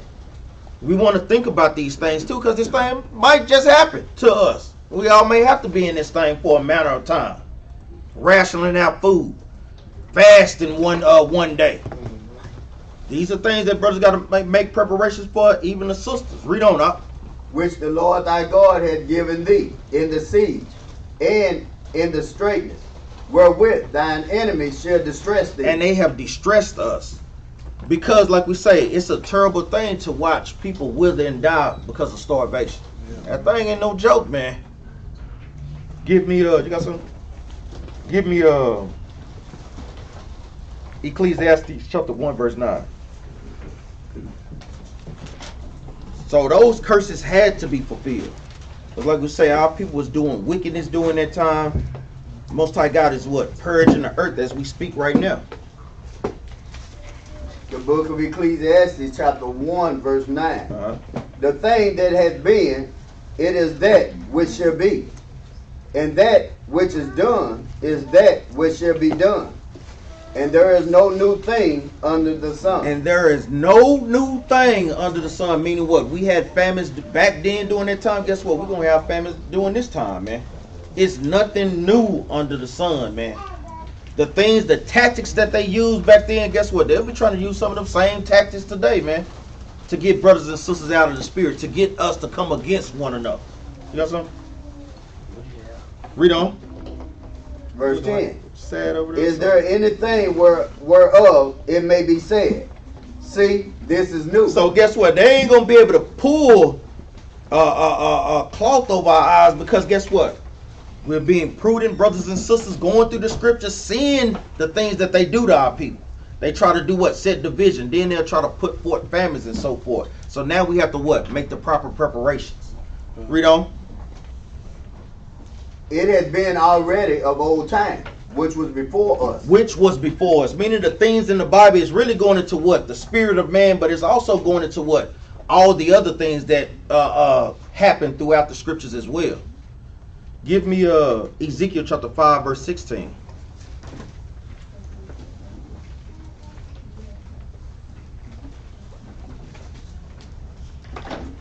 What time period was Ezekiel in? What captivity? Babylon, What year? 586 BC. Make sure y'all write that at the beginning of y'all titles. So y'all know this is during that time in Deuteronomy chapter 28, verse 51 on down as well. This is before 70 AD. Read this out. The book of Ezekiel, chapter 5, verse 16. When I shall send upon them the evil arrows of famine. It says, when he shall send upon them the evil arrows of famine. Because even during the time of Nebuchadnezzar, guess what he did? He did the same thing. All nations get the same blueprint. That's why Esau constantly do what? Look up history. Constantly in the book, seeing what transpired. You don't think that they knowing that this earth is coming to an end, that their rulership is coming to an end? A nation is normally in power for about maybe 200 to 300 years. So they know that they ain't got long. They know these things, man. It's only our people that's, guess what, not tend to the future and so forth. Read on. Which shall be for their destruction. Uh-huh. In which I will send to destroy you. Uh-huh. And I will increase the famine upon you. And it's going to come a time where the Most High God is going to increase this thing upon us. And that's really where we got to have faith. That's where brothers and sisters got to have faith that the Most High God is going to do what he says in the scriptures, man. Because some people say that they got faith, but when it comes to action, that's when you know when it's on. Like if you're going to play how you practice. Read on. And will break your staff of bread. Uh-huh, read on. So will I send upon you famine and evil beasts. Read on. And they shall berate thee. Mm-hmm. And pestilence and blood shall pass through thee. And I will bring the sword upon thee. So the Most High God is saying he's going to send famine, he's going to send pestilence, and he's going to send the sword. We already been seeing the sword. We're seeing it with the Audrey Auburn case. Now they claiming self-defense. Man, that's crazy, man. Y'all literally tracked this brother down, hunted him, and killed him in the middle of the streets. What you think, you just going to lie down and take it? Of course I would have been fighting for the shotgun too here. That's crazy. But these are curses that the Most High God had placed on us for being disobedient. You got something else? Yeah, and this is the heavy class that I bring up, because this is what we're commanded to do. The Most High is giving us and showing us that, hey, these things are going to occur and they're going to happen again. Go to Joel right quick. Joel chapter 1, man. Start at 1. Because the Most High tell us that this is what we have to do, man. We have to alarm and alert our people that, guess what, this thing coming. I don't know if y'all know it or not. Has it not came before? Did it not happen to our father? When you get to read that. The book of Joel, chapter 1, verse 1. Uh-huh. The word of the Lord that came to Joel, the son of Pethiah. Read. Hear this, ye old men, and give ear. So hear this, old men, and give ear. Read. All ye inhabitants of the land. Had this been in your days. He said, had this been in your days or what? Or even in the days of your fathers. Or even in the days of your fathers. It probably even came in our days yet, and we have seen it though, but we know it has happened in the days of our fathers. That's why it say what? Remember the days of old. Read on. Tell ye your children of it. It said, tell ye your children of it. That's what we doing. That's why this is a great class. I'm telling the children, man, that guess what? The famine is coming, man. It might be a greater one. It might be a little, but it's coming. Read. Tell ye your children of it, and let your children tell their children. Uh-huh. And their children another generation. And it said continue. We have to continue to put this out there and let them know. Tell your children, and another generation. Jump over to verse 14. Verse 14. Hold up, because where did you stop at? Did you read verse 4? I didn't, but we can. Oh, okay, now go ahead. You want to read for him? Oh no, well, I thought he was reading with that, even with that palmer worm. Yeah, that palmer worm is going into the caterpillars, insects that do what? Eat the crops. Go ahead, Nah, this ain't, go ahead. Verse 4. Go read it. Go ahead and read 14? Go ahead and read 4. Verse 4. That which the palmer worm had left had the locust eaten. It said the locust has eaten up what the palmer worm did leave. So just the palmer worm did eat it up, and the locust got the rest of it, man. And that's what these other nations, man. You can look into this and see. That's so right. what the Edomites didn't get. Hell, you got the Arabs or the Chinese or the Amorites or them. They done got that. Come on, man, read. And that which the locust had left had the cankerworm eaten. Oh shoot, man, they getting it. These going. You can look at this and go in the other nation. Read. And that which the cankerworm had eaten had left him that Shalak, let me start that over. Yeah, Let me start it start over. that over. And that which the cankerworm had left had the caterpillar eaten. Had the caterpillar eaten. Jump on verse 4. Start with top of verse 4. Yeah, read verse 4 again. That's how remember I was telling you that time. You ever notice when I was younger, you know, when we used to have our own stores, then who came and got them? The white men started having a lot of stores in our neighborhood. Then all of a sudden they left. Then you had the Indians coming behind them, and then after that, remember I should tell him what I tell. I said I can tell you. I bet you I know what nation they from, because they all had a turn. Yeah. And I was going. He was like, "How you know?" I was like, "Cause the same one's on that, the same one on them." And then as soon as that come out, then another nation come right in. And then another nation come right in, and then you like, God dang, everybody eating, but we ain't getting it. Right. All we're doing is spending money. That's right. But everybody coming in, all these different worms coming and eating up everything till ain't nothing left. By the time they give us the store, ain't no food left in there. Y'all got the store, ain't no products. Brothers and sisters, it's hot. Y'all can turn on them fans, man. Take off the want sweatshirts. Damn. You want a verse 4, Jerubbaal? You all right. Now, give me what you fit. Go to 14. I was up to 14. Yeah, go to 14. Go to 14, Article, because Verse 14. Sanctify ye a fast. that's what the Bible said we have to do. We have to sanctify fast, brothers and sisters. That's right. Because we got to get ready for this famine, man. And like I said, not only a famine of food, but a famine of the word too. When they say sanctify ye a fast, hey, you got to start getting these scriptures in your head. That's right. Like I said, it might be a time when if you pull out that Bible, it might shoot you down. We ain't have Bibles, you know. It might be that we can read on. Called a solemn assembly. Gather the elders and all the inhabitants of the land into the house of the Lord your God, and cry unto the Lord. And cry unto the Lord. Read 15. Alas, for the day of the Lord is at hand. And as destruction from the Almighty shall it come. And we'll read 16 out of that I give you. It is not the meat cut off before our eyes. It's not the meat cut off before our eyes. We're not seeing this. Have we not seen it with right, our forefathers? Read on. Yea, joy and gladness from the house of our God. Because, like, you know, we got GMOs out here, man. And even if you keep reading, you're going to how the cattle and even the animals, man. Like we said, man, the earth always brings us. The earth is calling for truth, man. The cattle out here, they stop. They don't want to eat this grass. They got all these. They don't know what the so-called Edomites put in this grass now, man. No doubt. They chewing for hours and days. Now you just see them just chewing like, damn. They can't even digest it. I got 4 stomachs. I still can't digest it. You know what I'm saying? But this is what's going on, man. They say, are we not looking and seeing what's going on and what's happening? That's right. Let me get a full precept. Yeah, go ahead. Let's go to Isaiah 50 and 2. Sister, y'all hot over there? Yeah, it is. That fan. That's fan right there. I'm good. Yeah, I know. I say y'all know y'all cut some fans on. Y'all can't talk, but y'all can move and cut some fans on. It's warm up in there.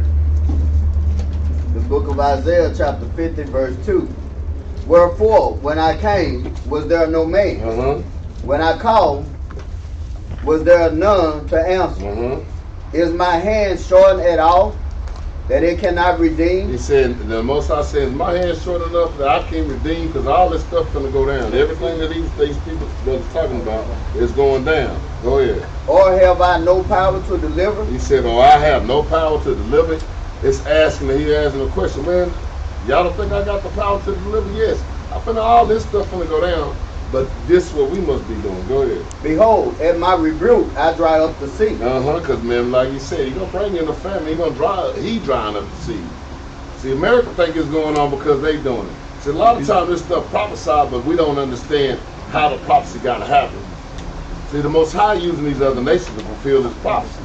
And we be like, oh, the white man white man ain't doing nothing. That's right. They got no control over nothing. Go ahead. I make the rivers a wilderness. There are fish stinking. They what? There are fish stinking. Because there is no water. And died for thirst. And died for thirst. And that's exactly what's finna happen here in America. We finna look like, man, ICE always wonder, what the heck is inflation? Why are you rising up when it don't need to? So they can keep the control of their market. Yeah. And that's what they got going on, man. Then go down to 5. Verse 5. The Lord God has opened my ears. No, take that back. Read 4. Verse 4. The Lord God has given me the tongue of the learned. Of the what? Of the learned. Of the what? Of the learned. How do we defeat the famine? With the tongue of the learned. Go ahead. That I should know how to speak a word in season to him that is weary. He wakeneth morning by morning. He wakeneth my ear to hear as the learned. That means getting back into this law, statutes, and commandment, this Bible.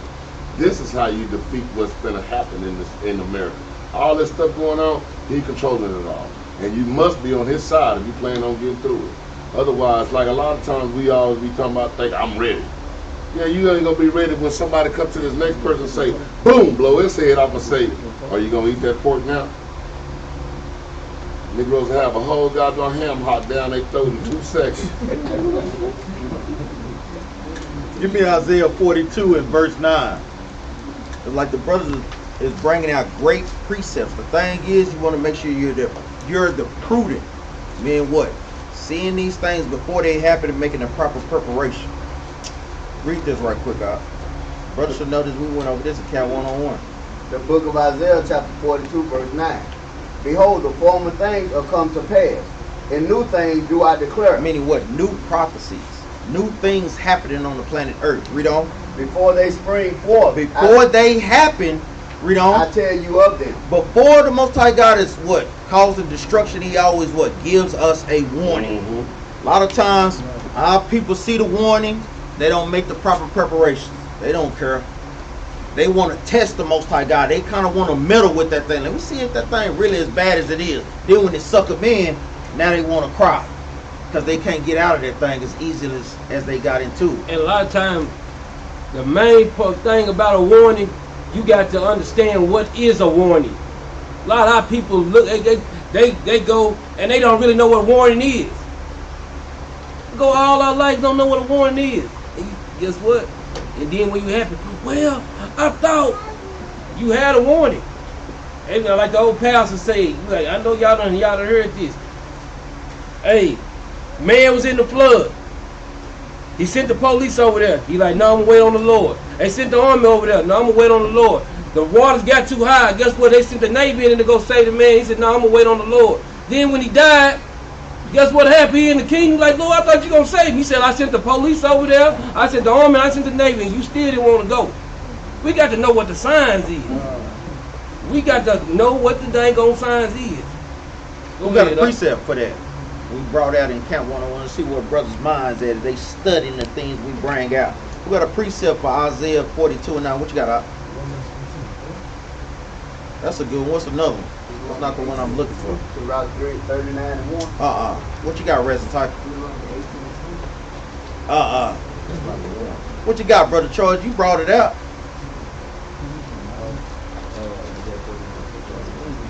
No, that's not what I'm looking for. Those are all good precepts. That's not what I'm looking for. I see, try to really be trying to get brothers in the same spirit, man. No, I'm gonna give it to him. Damn it. Another word. And it's over. And I ain't playing. Isaiah 46 and 10. This man said it like and 5 don't times. tell me who said it. Me.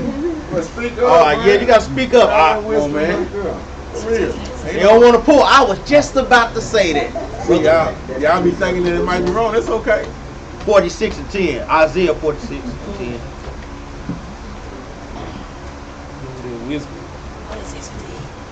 Because he really ain't sure. When you whisper, you really not sure. Yeah. I don't want to be wrong, but I want to be right. Read that right quick, 46 and 10. The book of Isaiah chapter 46 verse 10. Declaring the end from the beginning. So the Most High God had already declared the end from the beginning. Read on. And from ancient times the things that are not yet done. Saying, my counsel shall stand. Read on and I will do all my pleasure. The Most High God's counsel is the Bible. He had written these things before time to let us know what to do, how to handle those things in certain situations. Certain spirits, like you see, that spirits that jump from brothers to sisters, from sisters to sisters. Guess what? You see in the scriptures on how to deal with those things. Guess what? Constantly pray, constantly fast. Mind the time. You can't be around certain spirits too long. That flex your spirit. Thinking you can what? I can deal with it. No, you can't. You obviously you can't if it's flexing your spirit, man. So you have to make the preparations. Give me a. Damn, I just got thrown off. Damn it. We just said, give me some like 4 and 20, man. Thanks, While I sir. getting this thought to you. It's like I said, we gotta understand the warning sign. And when you get a warning, that's what? Opportunity, man. To what? To lead, to make the proper preparation. As our class is going to. Read that out. The book of Sirach, chapter 4, verse 20. Observe the opportunity. Observe the opportunity that you have when you get the warning sign, man. So that you can make the proper preparations. Read. And beware of evil. Uh-huh. And be not ashamed when it concerneth thy soul. And we should never be concerned that when it concern our soul. Like we out here, guess what? Getting into this word, into this scripture, we ain't ashamed about that thing. You know what I'm saying? We gotta go buy 100 yards of fringes. You know what I'm saying? Walk around with the smallest fringe. I don't care. It don't matter. The longest my fringes touch my shoes. It don't matter. Can't be ashamed about that thing. But observe the opportunity and the time that you get to what? To make the proper preparation. That's right. Even when you read verse 21, for there is a shame that bringeth sin, and there is a shame which is glory and grace. That's right. Even like I was going into. Give me now, remember, give me Proverbs going into the sisters. Proverbs 31 and verse 15. Because as being sisters, it's also y'all job to do what? Help y'all husbands, or even with single sisters, helping prepare too as well. And that's what Proverbs 31 is going into, the attributes, the characteristics of a sister, of a virtuous woman that prepares properly. Seeing the things. She's going out, she's buying groceries. She's going out, she's buying water. Buying the things that the building needs. This is very, very important, because sometimes husbands may forget, you know, brothers, we only thinking about the main things, protection and finance. You know, we're thinking about those things. So sisters have to be that other mindset to get the things that we don't think about. Well, we gotta say majority of the brothers, because some brothers be on everything. Read this out. The book of Proverbs, chapter 31, verse 15. She riseth also while it is yet night, and giveth meat to her household, and a portion to her maidens. Meaning what? When the time and place, when the sister see a sale and she got a little bit of extra money, boy, she going to get that to make the preparations. You seeing that they got water, cases of water for $1 inside Dallas at Sam's Club. Guess what? She's waking up. She's calling the sister. She's putting it in the text. Sisters, you got the water. Let's get that for the building and so forth. Let's get these things. Let's stock up on these things, because guess what? We'll need them. And then guess what? Sisters will be in here when you see empty bottles. Put them damn things back in the refrigerator. That's a shout out. Yeah, for real. Pack.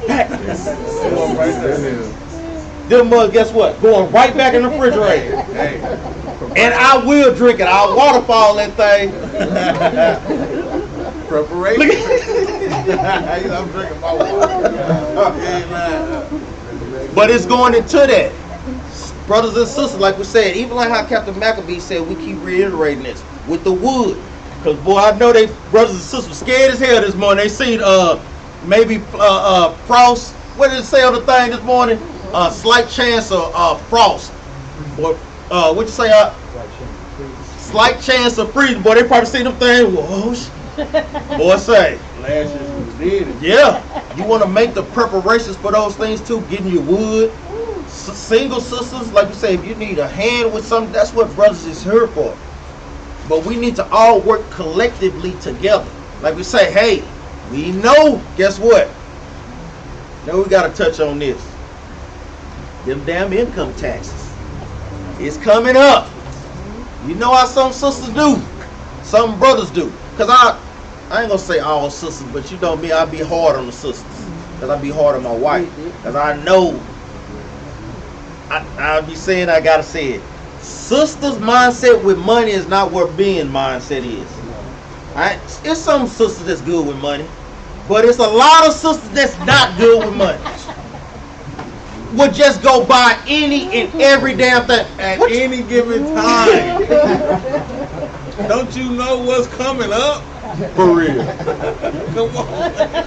Hey, and I know it's funny, but it's the truth. We got to bring these things out, man. Brothers and sisters got to make the preparation. Sisters got to make that thing. You got to train your spirit to guess what? And that's going into a discipline. Discipline of spirit. Hey, I don't really need that. Let me get this because guess what? It'll be beneficial to the body. Read verse 15 again, The book of Proverbs, chapter 31, verse 15 from the top. She riseth also while it is yet night, and giveth meat to her household, and a portion to her maiden. Now, when it talks about night, it's going into what? In the early mornings. Getting up early to guess what? Catch the sales, to get the things that what? Her household need, or guess what? The body needs. Jump up to verse 14. Verse 14. She is like the merchant ship. She bringeth her food from afar. And guess what? She may have to go on the other side of Dallas to get a good sale. You know, you got Winco, hey, Sam's, Walmart, like those merchant ships, like how we sing. But sisters got to get in that type of spirit to guess what? To be able to see those times and make those preparations, man, for real. Jump down, read verse 15 again. Verse 15. She riseth also while it is yet night, and giveth meat to her household, and a portion to her maiden. And a portion to her maiden. Now, brothers, like we say, you know, even for the single brothers have to also make the proper preparation. Well, I ain't got no wife, so I ain't gonna buy nothing. No. Starve your ass out, dude. Yeah. You'll starve your own self out. No, you know you got to make the preparations too, man. Like we said. Read verse 16. Verse 16. Verse 16. She considereth a field and buyeth it. Read that again, up. She considereth a field and buyeth it. Even going into certain land while sisters may be out, seeing these types of things as well. Getting the numbers, letting brothers know. Even going into our building. You know, read on. With the fruit of her hands, she planted a vineyard. Even getting to sisters doing what? Gardening. You know, getting sisters collectively together to guess what? Start a garden. These things are very important too for our nation, man. It's something that y'all can do amongst each other. Read on. Verse 17. She girded her loins with strength, her lungs with strength, and strengthened her arms. It says she girded her loins with strength and strengthened her arms. Meaning what? She's always able and ready to give a hand. That's sister's purpose. That's sister's job according to the scriptures. A lot of times sisters don't like that office because we see that what? The roles have been reversed. You see brothers going to the store more than you see the sisters going to the store. You see those things, man. It shouldn't be like that. Now, okay, brothers know we going to get certain stuff, but sisters should be always making sure that our house is stocked.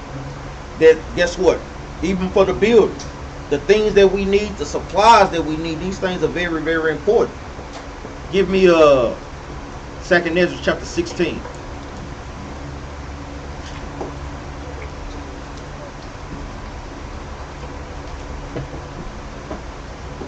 That's going into shaking those slothful and lazy spirits as well, man. Properly preparing for the Sabbath. You don't want to wait till the last day if you know you slow. Start making little preparations every day of the week. If you know you're going to push yourself to the limit at the Sabbath, why do that? Especially if brothers and sisters have been in the truth for 3, 4, 5 years. No, it's no excuse. Now, nigga, you willfully sinning, man. It's a thin line, boy. Like, come on, man. You have to make the proper preparations for that as well, man, because it's our job to set the example. You know, we go into 2nd Ezra's a lot.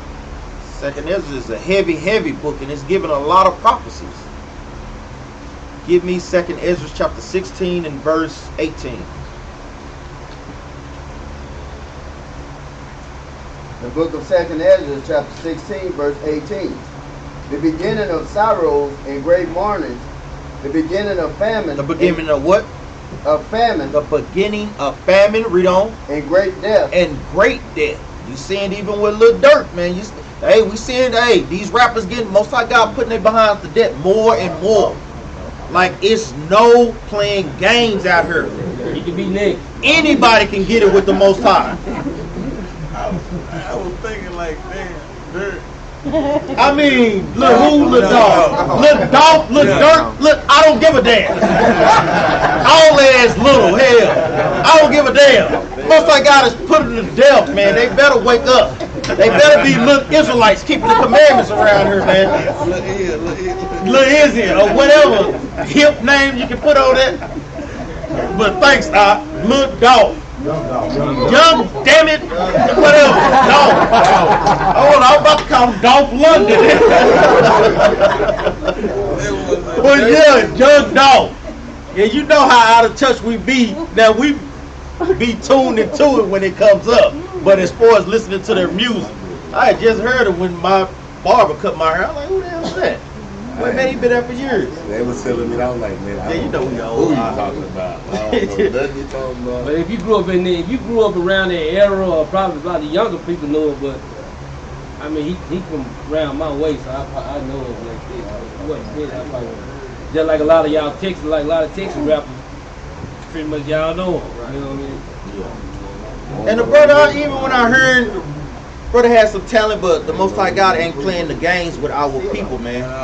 He ain't playing no games with our people. Cause guess what they say you finna come do a turkey giveaway for Thanksgiving. Yeah, he just didn't give a turkey. Nah, And they still did it today. Hold your peace, y'all. They still did that today. Yep. Still gave away them turkeys. That's what he was trying to do. Give away them turkeys, man, for Thanksgiving, Thanksgiving. And now he Thanksgiving, stealing.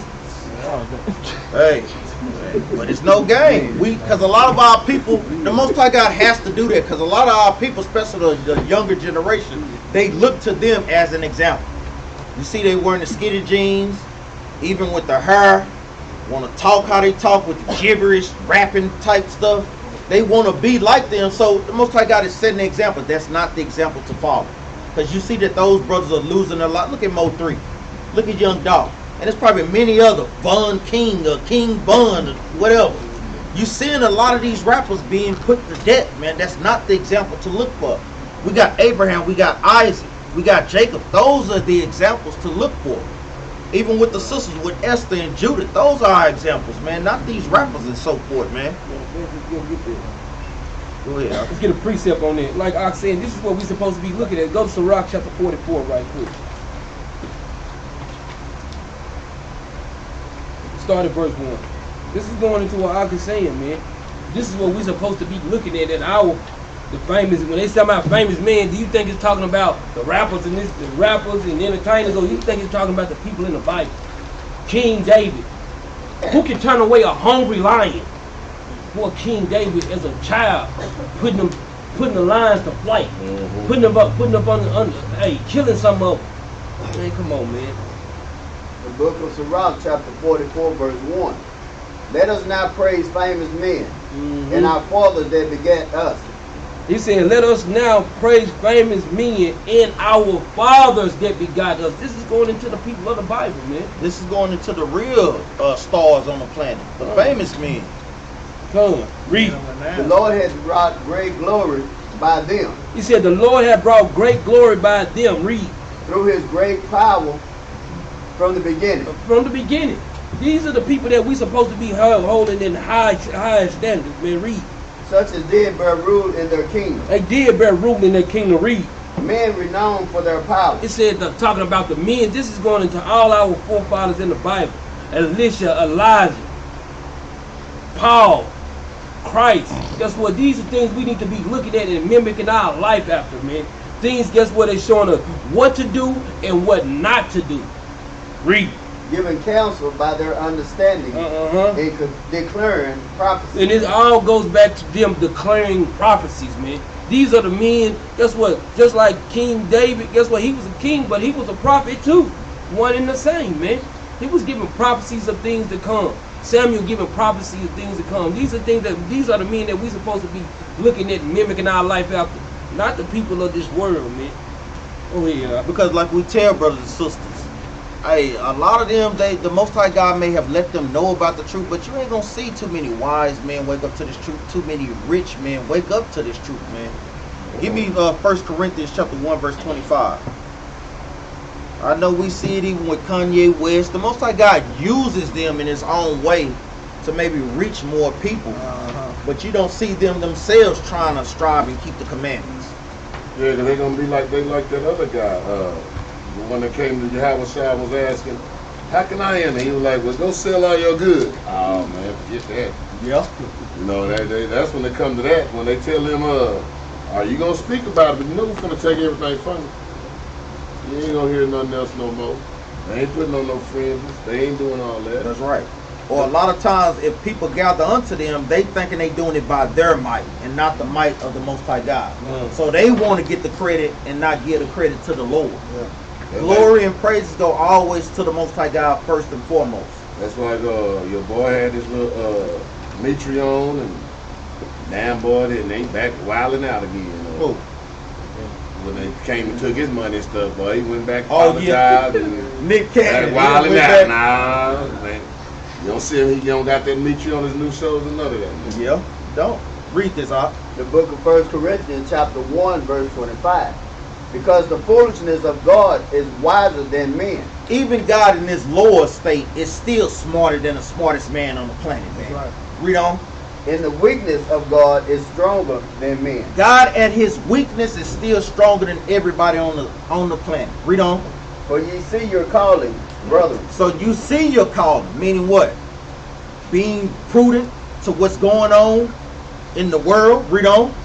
How there not many wise men after the flesh. So guess what? You're not going to see many prestige men, like why we say Dr. Lewis Gates. So brother is a black historian. He's a good brother on certain things, but you don't see him coming into this truth. Dr. Ubar, brother has some knowledge on certain things, but you don't see him coming into this truth. He on the tip of Egyptology and so forth. Even like with my brother that speak eloquent words, I forget his name, Dr. Eric Dyson. Speak eloquent words, but you don't see him coming into this truth. That's what this is going into. Read on. Not many mighty, not many noble. Not many mighty, not many noble. Nobles is going into many rich men. You won't see too many rich men coming to the knowledge of this truth, man. Because a lot of times they thinking that they'll do it on their own. People be looking to them for money and for answers and for questions and so forth, and not from the Lord. So y'all won't see too many of brothers like that or sisters like that. Oprah Winfrey. Y'all don't think Oprah Winfrey know about the truth? Yeah, she know about the truth. Many people see them, what's the word they do? Intervention. Disappeared. Interview. Yeah, interviewed a lot of people about it. And they know. That's right. Go ahead. Read that last part again. Read verse 26 again. Verse 26 from the top. For ye see your calling, brethren. How there many wise men after the flesh. Read that right. How that not many. Oh, Shalaka. For ye see your calling, brethren. How there not many wise men after the flesh. Not many mighty. Not many noble are called. So you won't have many of those types of people called to this truth, man. So we got to stop looking at that. Being all shook when another celebrity say, because you know Carmelo Anthony, he talks about it, but hey, do we see him trying to strive to keep the commandments? Mm-hmm. Hey, many of them know. No. Kendrick Lamar, many stars know about it. Kanye West, y'all we just seen. Yeah. See, a lot of people, I was watching the dude yesterday, what's it called? They was all over his field. What's the last name? Brown? James Brown? No. James Brown knew too. Kwame Brown. Oh yeah, Kwame Brown. He know about it too. He got it on his channel. If you go to his channel, you'll see IUIC in his background, man. And guess what? IUIC, they approached him too. Yeah, they did. They was breaking him out too. All praise to the Most High. That's right. They was at their trial out there, man, in Atlanta. And they were trying to get. They was out there bringing dust at the Lord. They said Safari's gonna sing too. They was out there bringing it, man. And guess what? They walk straight up on his butt too. That's what when we see the men that's supposed to be movie stars. Guess what? That's what they come across the threshold. Y'all already know what it is, man. Give a damn how much money you got. Guess what? You gonna hey, thus said the Lord. That's the Most High's power. He gonna show you that he can make the bases of men into the strongest and the wisest people that you would have never thought they would be. That's right. You know what I'm saying? That's his power. That's his glory. He wants that glory, that power, man. That's right. Let's go back to 2nd Ezra 16 and verse 18. Chapter 16, verse 18. Because Ezra, he was warned during this time. of things that was going to come to pass at this time. We know Ezra was in the Persian and Mede captivity. It was like 538 BC. So even going back to Isaiah 42 and 9, before they happen, what? The Most High God tells us of these things, man.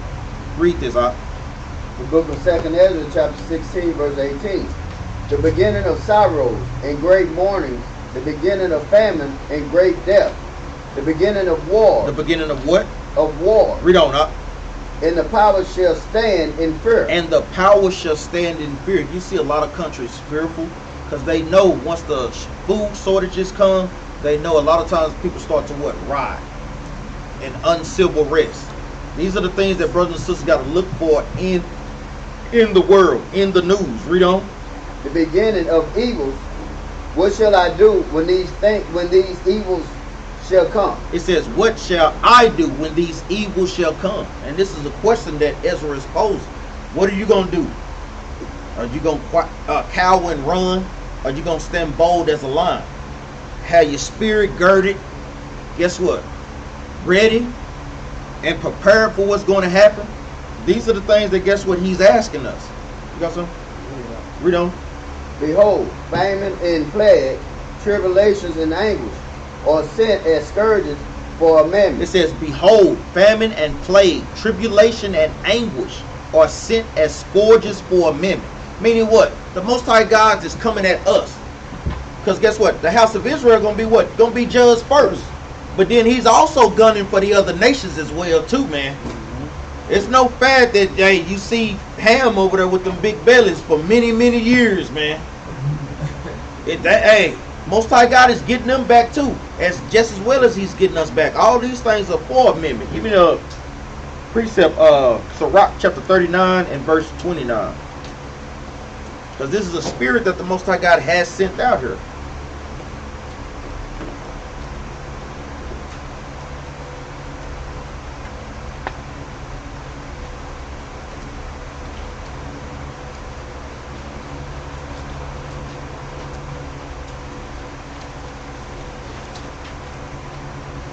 The book of Sirach, chapter 39, verse 29. Fire and hell, and famine, and death, all these were created for vengeance. So these are spirits that the Most High God uses as weapons. Read on. Teeth and wild beasts, and teeth scorpions, of wild beasts. Read on. and scorpions, serpents, and the sword, punishing the wicked to destruction. Read on. They shall rejoice in his commandment, and they shall be ready upon earth when need is. And when their time is come, they shall not transgress his word. So guess what? We're coming into that time of that spirit of famine on the earth right now. So guess what? The scripture's saying that they're not going to transgress the Most High God's word. What, Lord, you want me to go down there and starve them out? I'm ready. Just give me the call.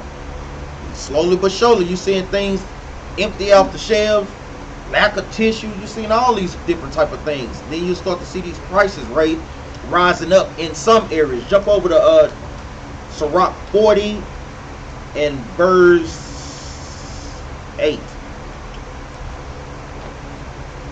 The book of Sirach, chapter 40, verse 8. Such things happen unto all flesh, both man and beast. Read on now. And that is sevenfold more upon sinners. Read that part again now. And that is sevenfold more upon sinners. So all those things happen to, guess what, men and beasts alike. But there's sevenfold more upon brothers and sisters that are in sin, meaning not striving to keep the commandments.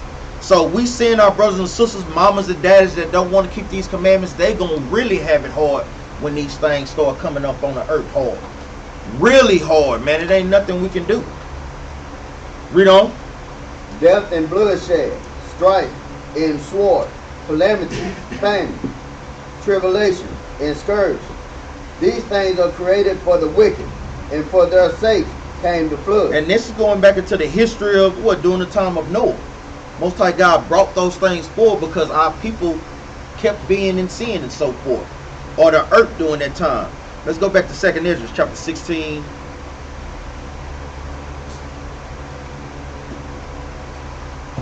Verse 20. Yeah. The book of 2nd Ezra, chapter 16, verse 20. But for all these things they shall not turn from their wickedness, nor be always mindful of the scourges. It says, but for all these things they shall not turn away from their wickedness. Even though, guess what? The Most High God is showing these people these things, they still don't want to wake up and repent, man. So you thinking the Most High God is going to have sympathy for them, or do you think we should have sympathy for them, man? Come on, it's telling you, they saying these things to a degree, and they still don't want to repent and keep the commandments, man. So ultimately, you get what you get. Go ahead, Captain McBee. And they said it'll come up on these sinners 7 times more. That's why a lot of times you have these other cases where people get, some people, you got people that die in their sleep, and you be like, okay, they died in their sleep, or they got sick. Then you got the other ones who got murdered, and then they looking for them, now it's on TV, now they got rewards, and it's just constantly going on and on and on to the sinners because it's given to them 7 times more. It's just not a normal death, you know, and that's what we're going through in America. Instead of us learning from these deaths, that's one thing about a funeral. If you don't go to a funeral, I don't know, every time I hear somebody dying, I think about, oh man, that could be me. Am I ready to be in that position? A lot of people don't learn from that. They be looking at, shoot, we got people that die, and the first thing they want to do is start having a party and get some t-shirts and RIP and kicking it, and then do it again next year. But no, we got to get to the point where those things mean something. It's giving us a warning to what's going to be coming of this whole world, this whole America. Go ahead, Jerubbaal. You have something? Give me Revelation chapter 9, verse 21, saying the same thing.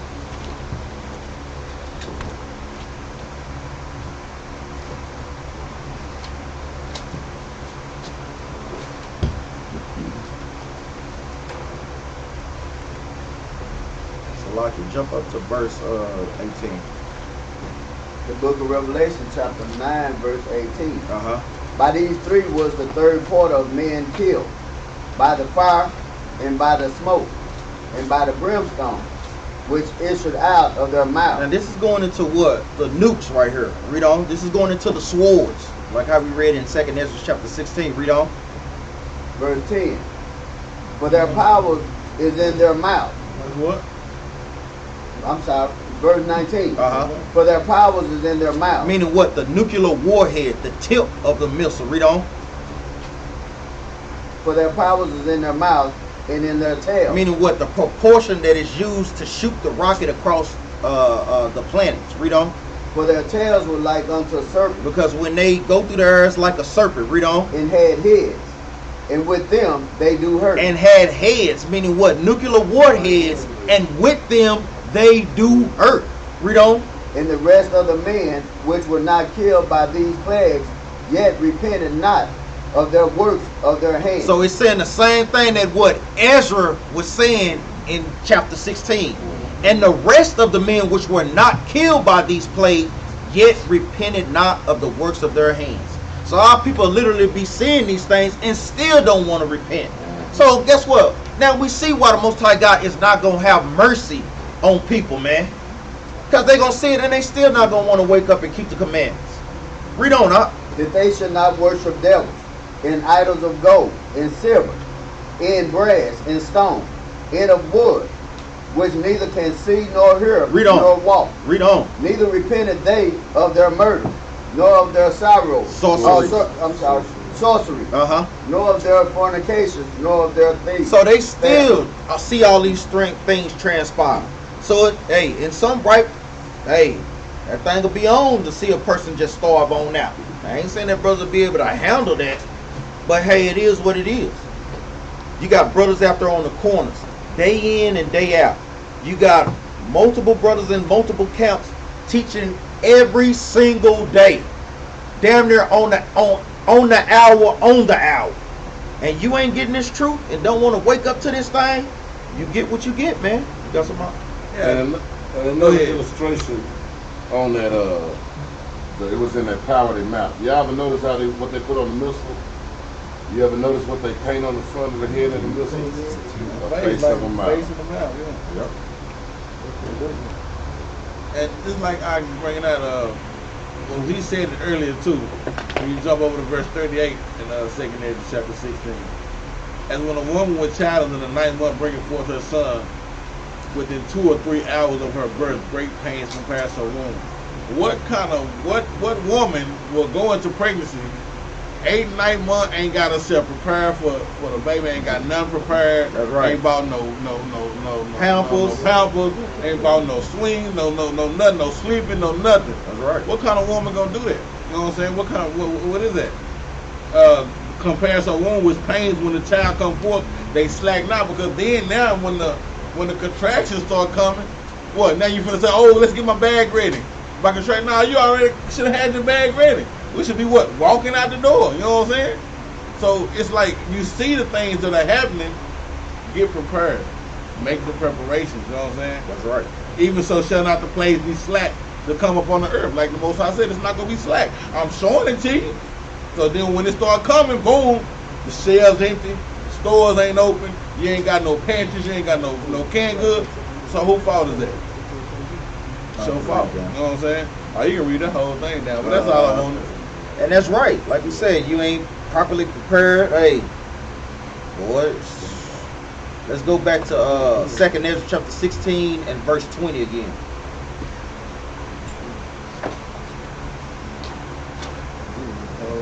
Yeah, that's good. I just will get it to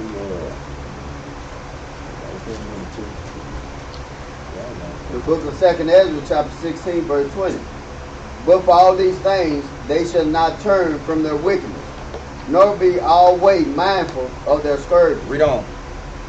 Behold, victuals shall be so good cheap upon earth. It says, behold, victuals shall be so good cheap upon the earth. Meaning Right. what? It'll be some places that don't be hit as hard as other places. That'll be considered normal for a little while. So they still, guess what? You're still able to go to McDonald's, get that $3.99 cheeseburger. What's the name? Ehud. Get a $3.99 cheeseburger. You may have it over here. Things may be cool over there in Florida. Things may be straight in Texas. But it's all chaos and hell breaking out in Oklahoma. All chaos and hell breaking out in what? Oregon. So, and that's going into what? The Most High God is not going to bring. He's going to drip that thing. Boop, boop, boop. Little trickle here, little trickle there. Because like we said, if everything just exploded at one time, guess what?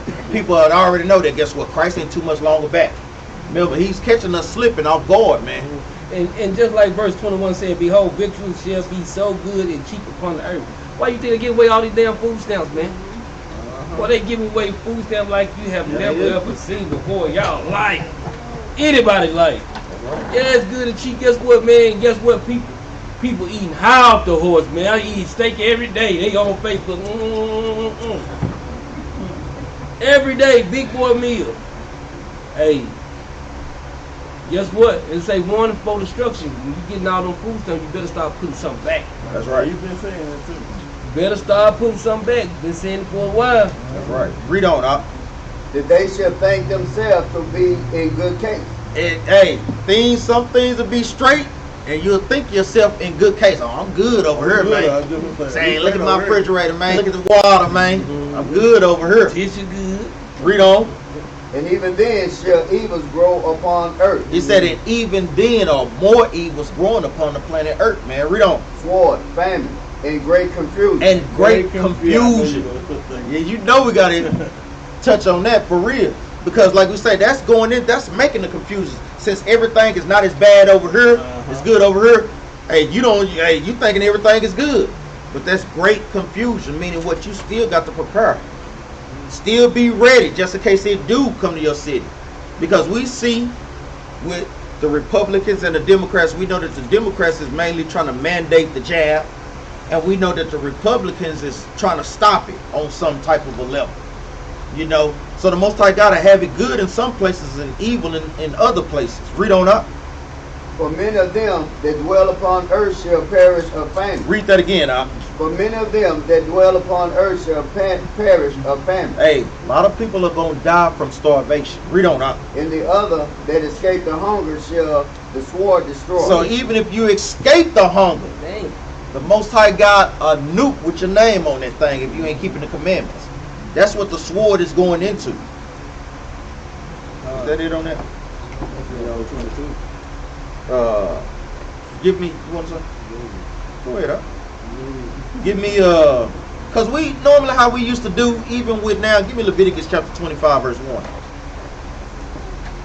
Any brother know what the year of Jubilee is? What is that? Any brother know?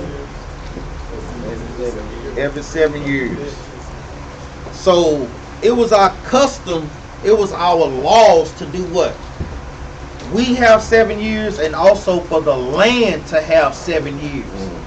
A lot of times, guess what America is doing? They overworking the land. Thanks, Ak.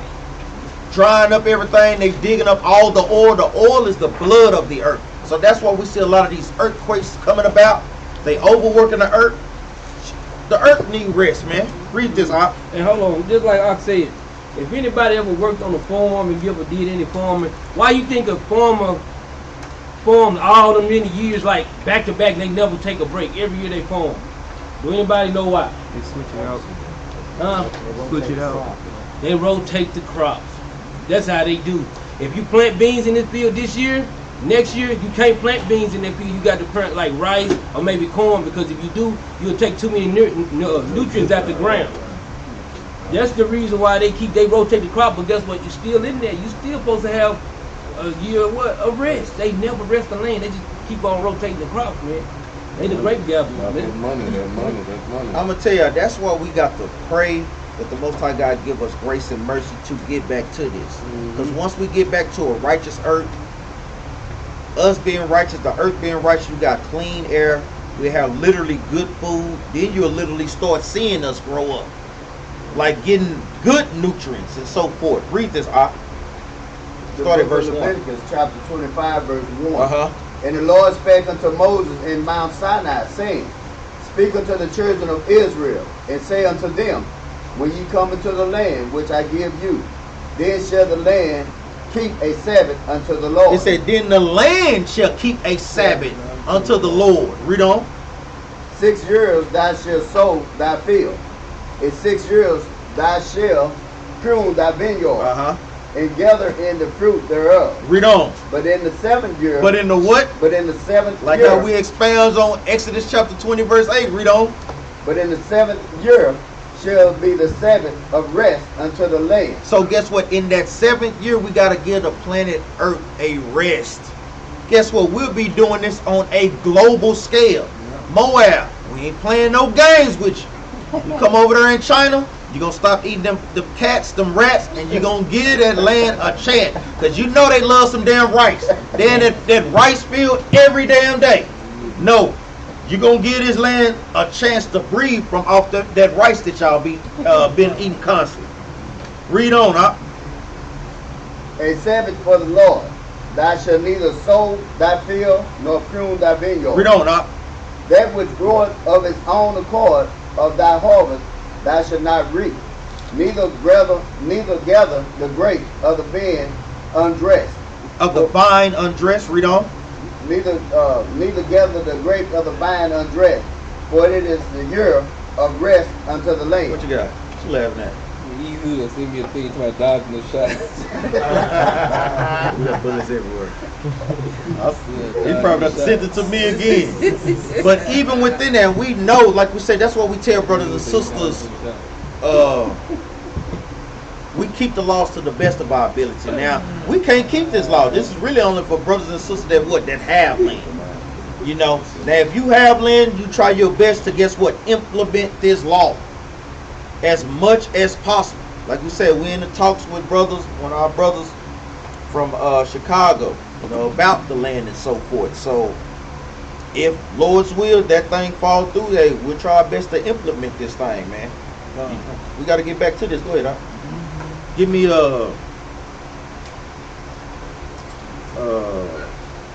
Romans chapter 14, verse 23 right quick.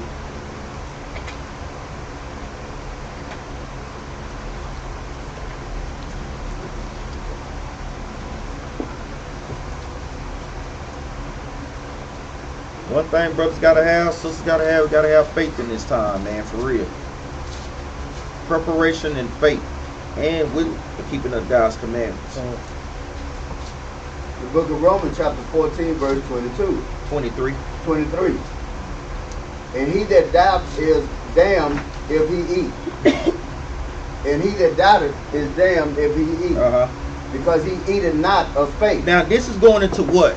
Food sacrificed unto idols. But I want this last part. Read on.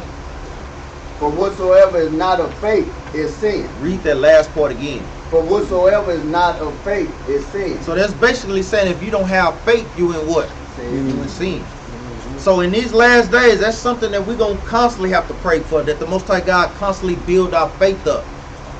Constantly build our faith up, because we're going to be seeing some things, hey, meaning we're going to barely make it up out of this thing, man. This is a movie. Y'all seeing how it is in a movie? The hero just barely come save the damsel in distress, man. Right in the nick of time. That's all we gonna be. Yeah, like you say, they done killed the killer, and now here come the police coming at the end. Right. That's the way they made it. Well, you ain't lying. They done killed the killer, and now the police come at the end. Let me get another precept on this. Sirach chapter 39, verse 39 and 22.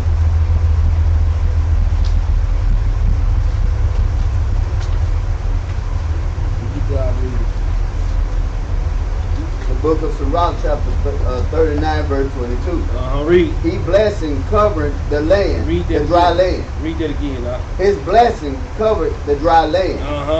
As a river. As a river, read. And watered it as a flood. Because this is like I'm saying. This is what we supposed to be praying to the Most High. Guess what? In any kind of dry thoughts or dry places that we got in us, guess what? Keep ourselves on right, man. Keep the faith going, man. Let the Most High God bless us, man. Guess what? Water us at all times, man. This is the same kind of class that we kind of, the same thing I went in on Wednesday. The dry spots that's in us, let the Most High God water that thing, man. This is the type of thing that the Most High God is really looking for in us, man. To lean on to Him to make sure that we stay girded in His law, statutes, and commandments, man. Go ahead, Give me Job chapter 5 verse 20. Yeah, that was a good precept.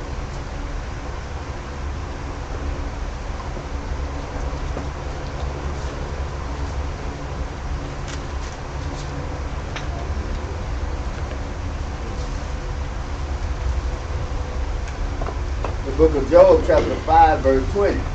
In famine he shall redeem thee from death. Read that again, In famine he shall redeem thee from death. So we got to have faith and keep the commandments that the Most High God is, guess what, going to deliver us during this famine. Like I say, some of us may lose our lives. Hey, but we know that what? The dead in Christ rise first.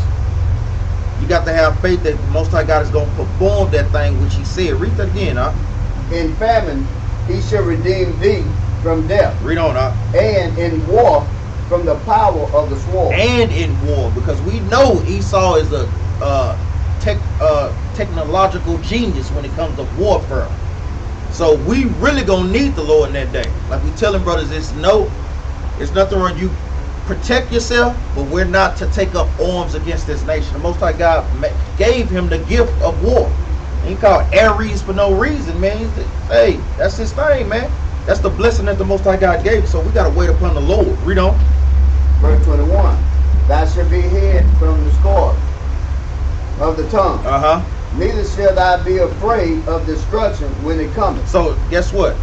Neither shall we be afraid of that. Read this. Read on. For thou shalt be in league with the stones of the field. Read verse 22. Verse 22. At destruction and famine thou shalt live. Read that again. At destruction and famine thou shalt live. Read on. Neither shall thou be afraid of the beast of the earth. Because guess what? The Most High God will cover us up under His wings. If we truly believe, if we truly have a faith built upon that. Give me Matthew chapter 6 verse 25.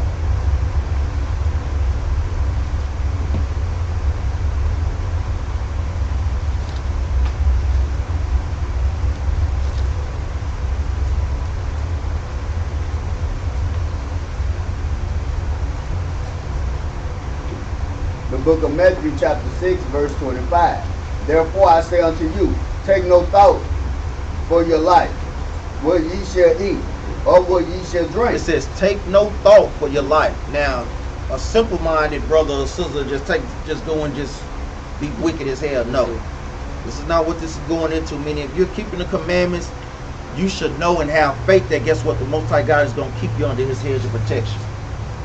Even with the food, like I say, brothers and sisters ain't been going hungry. You know. If so, let brothers know. Guess what? We got a pantry there. It's plenty of food. Ain't been going without water. We have water. Read on. Nor yet for your body, what ye shall put on. Even with our clothes and so forth. Read on. Is not your life more than meat? It says, is not the life more than meat? Read on. In the body than raiment? Read on up. Behold the fowls of the earth, for they sow not. They sow not, meaning the birds don't plant. Read on. Neither do they reap. Neither do they gather up the things. Read on. Nor gather into barns. Read on up. Yet your heavenly Father feedeth them. So the Most High God is feeding the animals. He's feeding the birds. Read on. Are ye not much better than they? Are ye not much better than they? So if He's taking care of them, we got to have faith that guess what? He's going to take care of us in those situations, during these times, during these troublous times. Give me Hosea 14:9.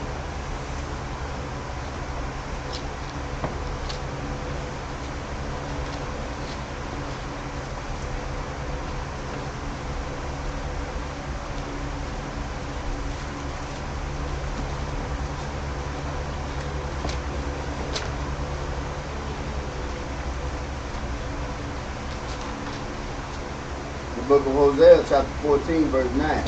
Who is wise? Who is what? Who is wise? Meaning, who is keeping the commandments? Wise, according to the scriptures, is what? Psalms 19:7. Read on. And he shall understand these things. Who is wise? And he or she shall understand these things. Meaning what? The class that we just brought out. The understanding of the scriptures. Knowing that the Most High God brings famine on the earth every so often. Read on. Prudent, and he shall know them. Prudent meaning what? You're constantly looking to the future of things. Constantly what? Trying to make preparations. Read on.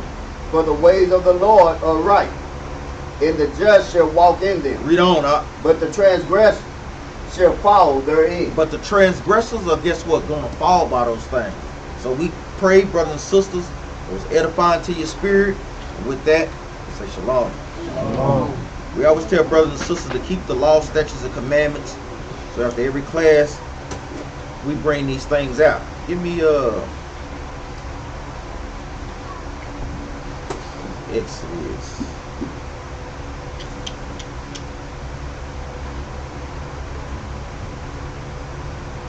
Give me Exodus chapter 23 and verse 10. And this is for brothers that may have land. Like we said, we keep the commandments to the best of our abilities.